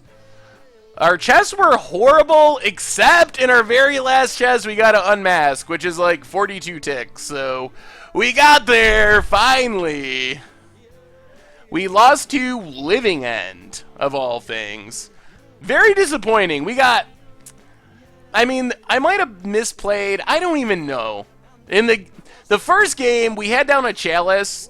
Actually, looking back on that, I'm very disappointed with that loss. Game 1, we had a Chalice on 0. We got down a Thought Knot, and our opponent was essentially empty-handed. They didn't have anything relevant in hand. They had a Living End and a Fairy Macabre or something, and we stripped away their Cascade spell, but they immediately, the next turn, cycled into another one, Living End, and won. And we had a Chalice down that they had to Beast Within first, and they also had the Beast Within for that. And then the second game, we had Relic and Chalice, and we felt like we were in good shape. Felt like we could Thought Knot Seer. I felt like we could Thought Knot Seer. Our opponent was again empty-handed with no relevant cards. We took a Cascade spell, I think, with the Thought Knot Seer, and then they peeled an Ingot Chewer off the top, and were able to get rid of our Chalice and Cascade for the win. Basker and Bant Energy. It's just so expensive. I think that's the problem with Basker that I see with it. It's so much mana.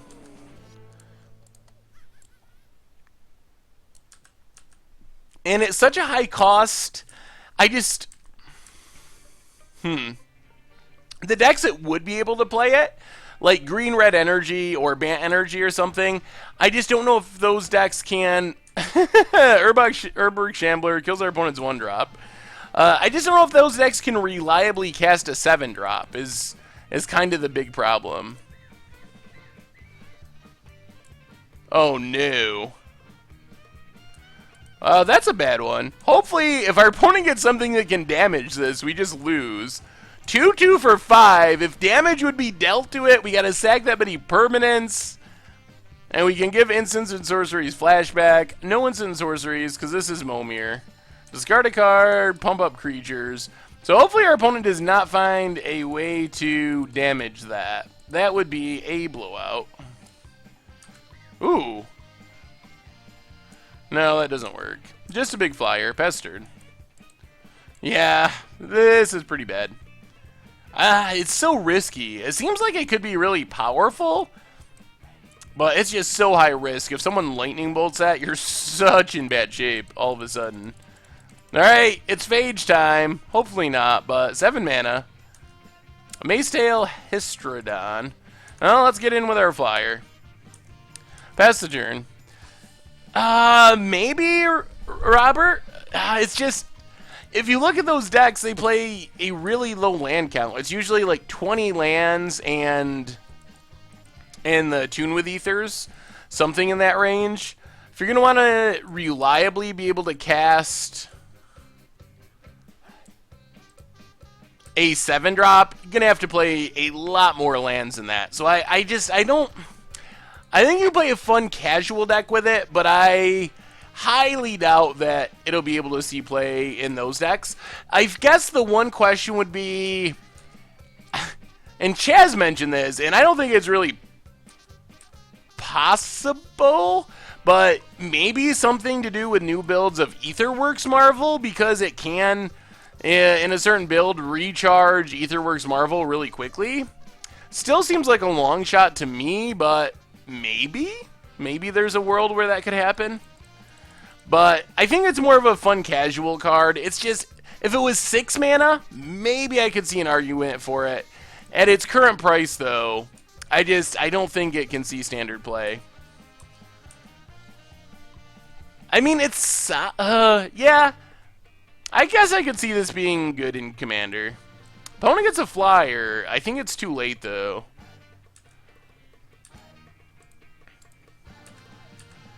Because we just get in with both flyers. Opponent blocks. And blood... Oh, no! We gotta sack 6 permanents along the way, but we got there. Alright. On to game 3. Last game of our last match of our stream for the night. So I don't know, maybe there's some unique build that can make the Basker work, but I still think it's a long shot. I wish it was less mana. The ability is very powerful, and it can get super huge if you have a lot of energy. But Motley Shaman, have a great night. And before everyone's out of here, just one more reminder. Vacation next week, so no streams. Oh my god. We will have some regular content. This should be good. Lighthouse Chronologist. So we'll have some of the regular content on the YouTube channel, but no streams next week. Well, I think our new goal is to get this Chronologist up to enough counters that we're taking a ton of extra turns. And we're actually pretty close to it. Our opponent's got to hit removal pretty quick. We can even tap non-humans. Opponent gets a flyer. And then once we're taking 2 turns for every 1, should be pretty easy to win.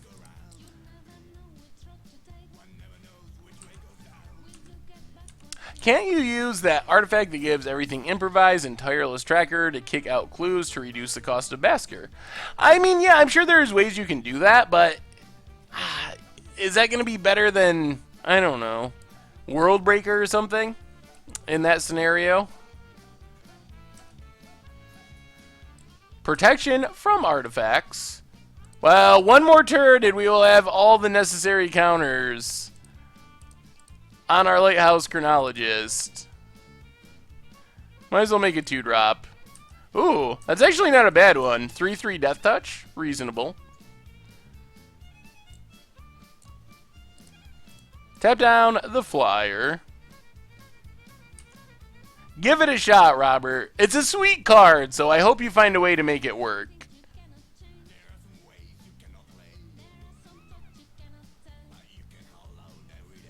I've drafted a clue list. Opponent. Woodwraith Corruptor. Ooh, with Barl. I like the Trail of Evidence plan. That's pretty sweet. Seems like it could work.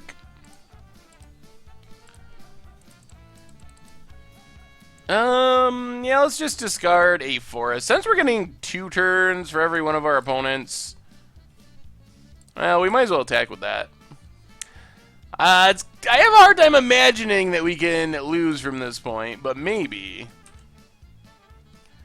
At the beginning of each end step, if it's not your turn, take an extra turn after this one. Okay. There's the Pod-esque Copycat Marvel deck that was posted today. What are your thoughts? Opponent gets in. Let's see.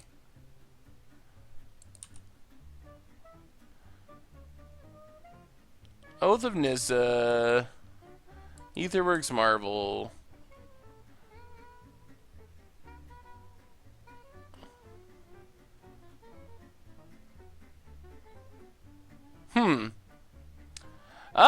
It's interesting.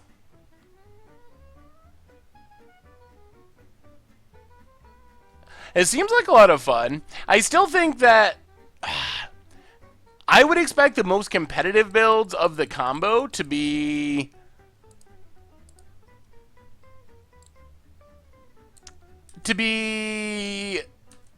more controlling. But I think the combo could slot into something like that, and it looks like a pretty sweet deck. I mean, I think it... Ooh, and then it had also Orthos. Good lord. Well, things are shaping up. I think the construction is fine. I mean, from what I can tell at a quick glance while I'm streaming.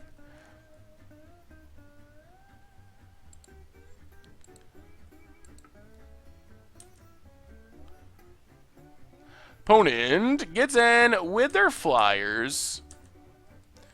Well, I feel like we're in pretty good shape because we just get to attack with everything. This is when it attacks, right? Pay 8, tap 8 target permanents, yeah.